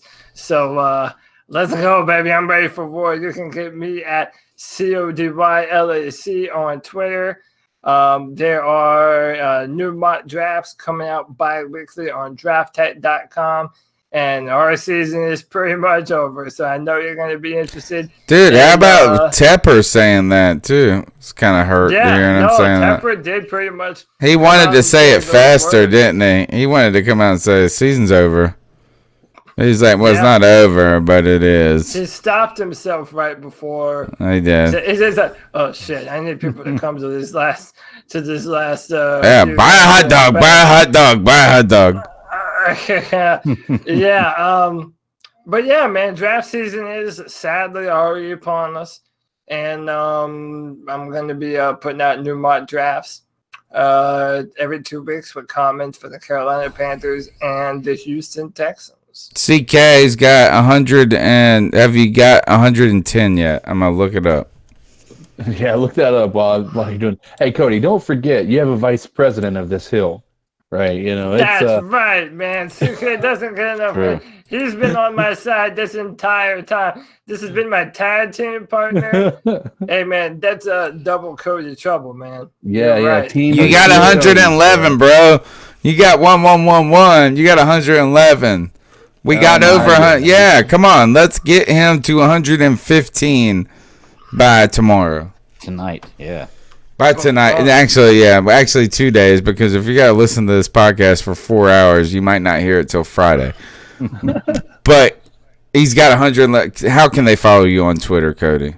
CK. Hey, man, you're going to be able to get me at Codizzle Allen.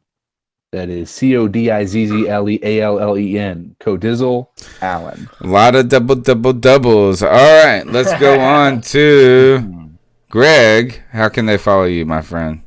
Man, you can follow me at the BatDaddy52 on Twitter. I'm willing to talk to anybody about just about anything. And you can also check out my other podcast, Super Servant Podcast. We talk about movies, television shows, literature, comic books, all kinds of different stuff. I actually have a fan that I met on this show that's going to be on my show this Friday, so I'm open to having people on. Just hit me up.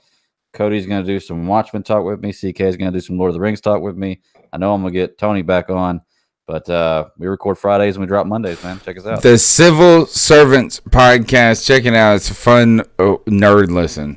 It's a giant nerd listen, and you know what? You'll love it. I settle right into my couch when I listen to it. All right, my name's Tony Dunn.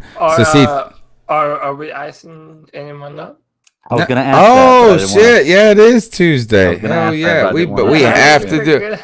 Yes, we do. I'm sitting here thinking it's like a post game. That's how I felt. It is. Tony Dunn's bed has been calling him for an hour. Oh, gosh. And I got to stay up for an hour and a half to get this podcast on the for second internet. All right. Ice him up, Cody. I am icing up Paul Feinbaum, who at every single turn wants to talk shit about Clemson. Like we are not a 29-0 football team. Always wanting to throw Dabo Swinney's name in the mud. And this is the same guy that talks about Cam Newton's character as being worthless and not a leader and selfish. Paul Feinbaum is the definition of that Southern kind of SEC redneck stuck in the mud bullshit that is annoying in the world. Paul Feinbaum, ice up, loser. My ice up pick goes to whatever asshole either banged into my wife's car.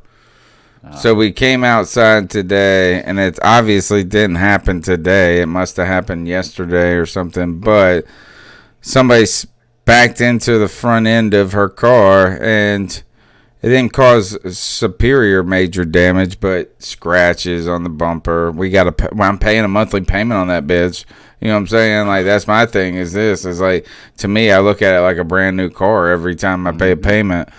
On top of that is it busted some poured out. It's not the worst. So God, thank you, Jesus, for not making it terrible. It's one of those things I'm not going to claim it on the insurance because it's cheaper for me to just fix myself. But to whatever assholes to be backing into people's cars, man, so stop it. Where are you going, Mug? All right, that's my ice up. CK, you want to go?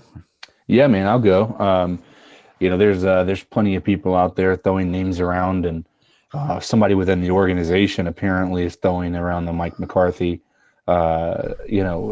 chain, possibility of a head coach. And my problem with that is, we're going from a defensive-minded head coach that is very conservative and shows no emotion to an offensive-minded coach who shows no emotion and is very conservative. Yeah. I just think that is the most ridiculous. Anybody who thinks that Mike McCarthy should be a Carolina Panther head coach, ice up, son. Ice up. Yes. It's tired. That's a great one. It's tired. That's a great one. Mine's real simple, man. I'm icing myself up for fantasy football reasons. I've run a fantasy football league of my own for about 9 years now, and Cody and Tony, they're in it. It's only a 10-team league, so it's real small, but it's got a big prize at the end of every year, championship ring, all that stuff. This is the first year I've not made the playoffs since I've been running the league. But not only did I not make the playoffs this year, I finished in 10th place. But it's not my fault. It's not my fault. I have the second highest scoring team. Okay, because I have a great team. I have the second highest scoring team, but I by and far have the most points scored against me. It's just total bad luck. Got beat by a 2-9 team last week, and they scored 2,400 points. You're Ron Rivera of fantasy football. I guess this year I might be. I'm fired. That's what happened to Ron Rivera? He got beat on the 1 yard line 4 times. Guess what? Yep. But for me, just ice up, man. Better not luck next year, I guess. All right. Thank Jesus this show is over. Oh my gosh. We knew it was going to be long, but I was pushing through these calls, guys. I thought at one point I thought, man, we had gotten through 2/3 of the calls. I skipped a couple, and I was like, it's like 10, 15. It's like when you get up by 14, you kind of relax, and the next thing you know, oh my God. And then all of a sudden it's fucking midnight. All right, guys, the C3 Panthers podcast, CarolinaCatChronicles.com. Been drinking them perniciouses all night. Perniciouses are delicious. Wicked weed, man. I tell you that. Nah, but y'all fools. We'll be here after the game on Sunday because we fools. And we'll be here on Tuesday and Tuesday and Tuesday because we love the Carolina Panthers. And y'all make the show great. Thank you for being a part of it. Subscribe, like, review, whatever. All of that. See you next Tuesday and after the game. Whatever day we see you. Later.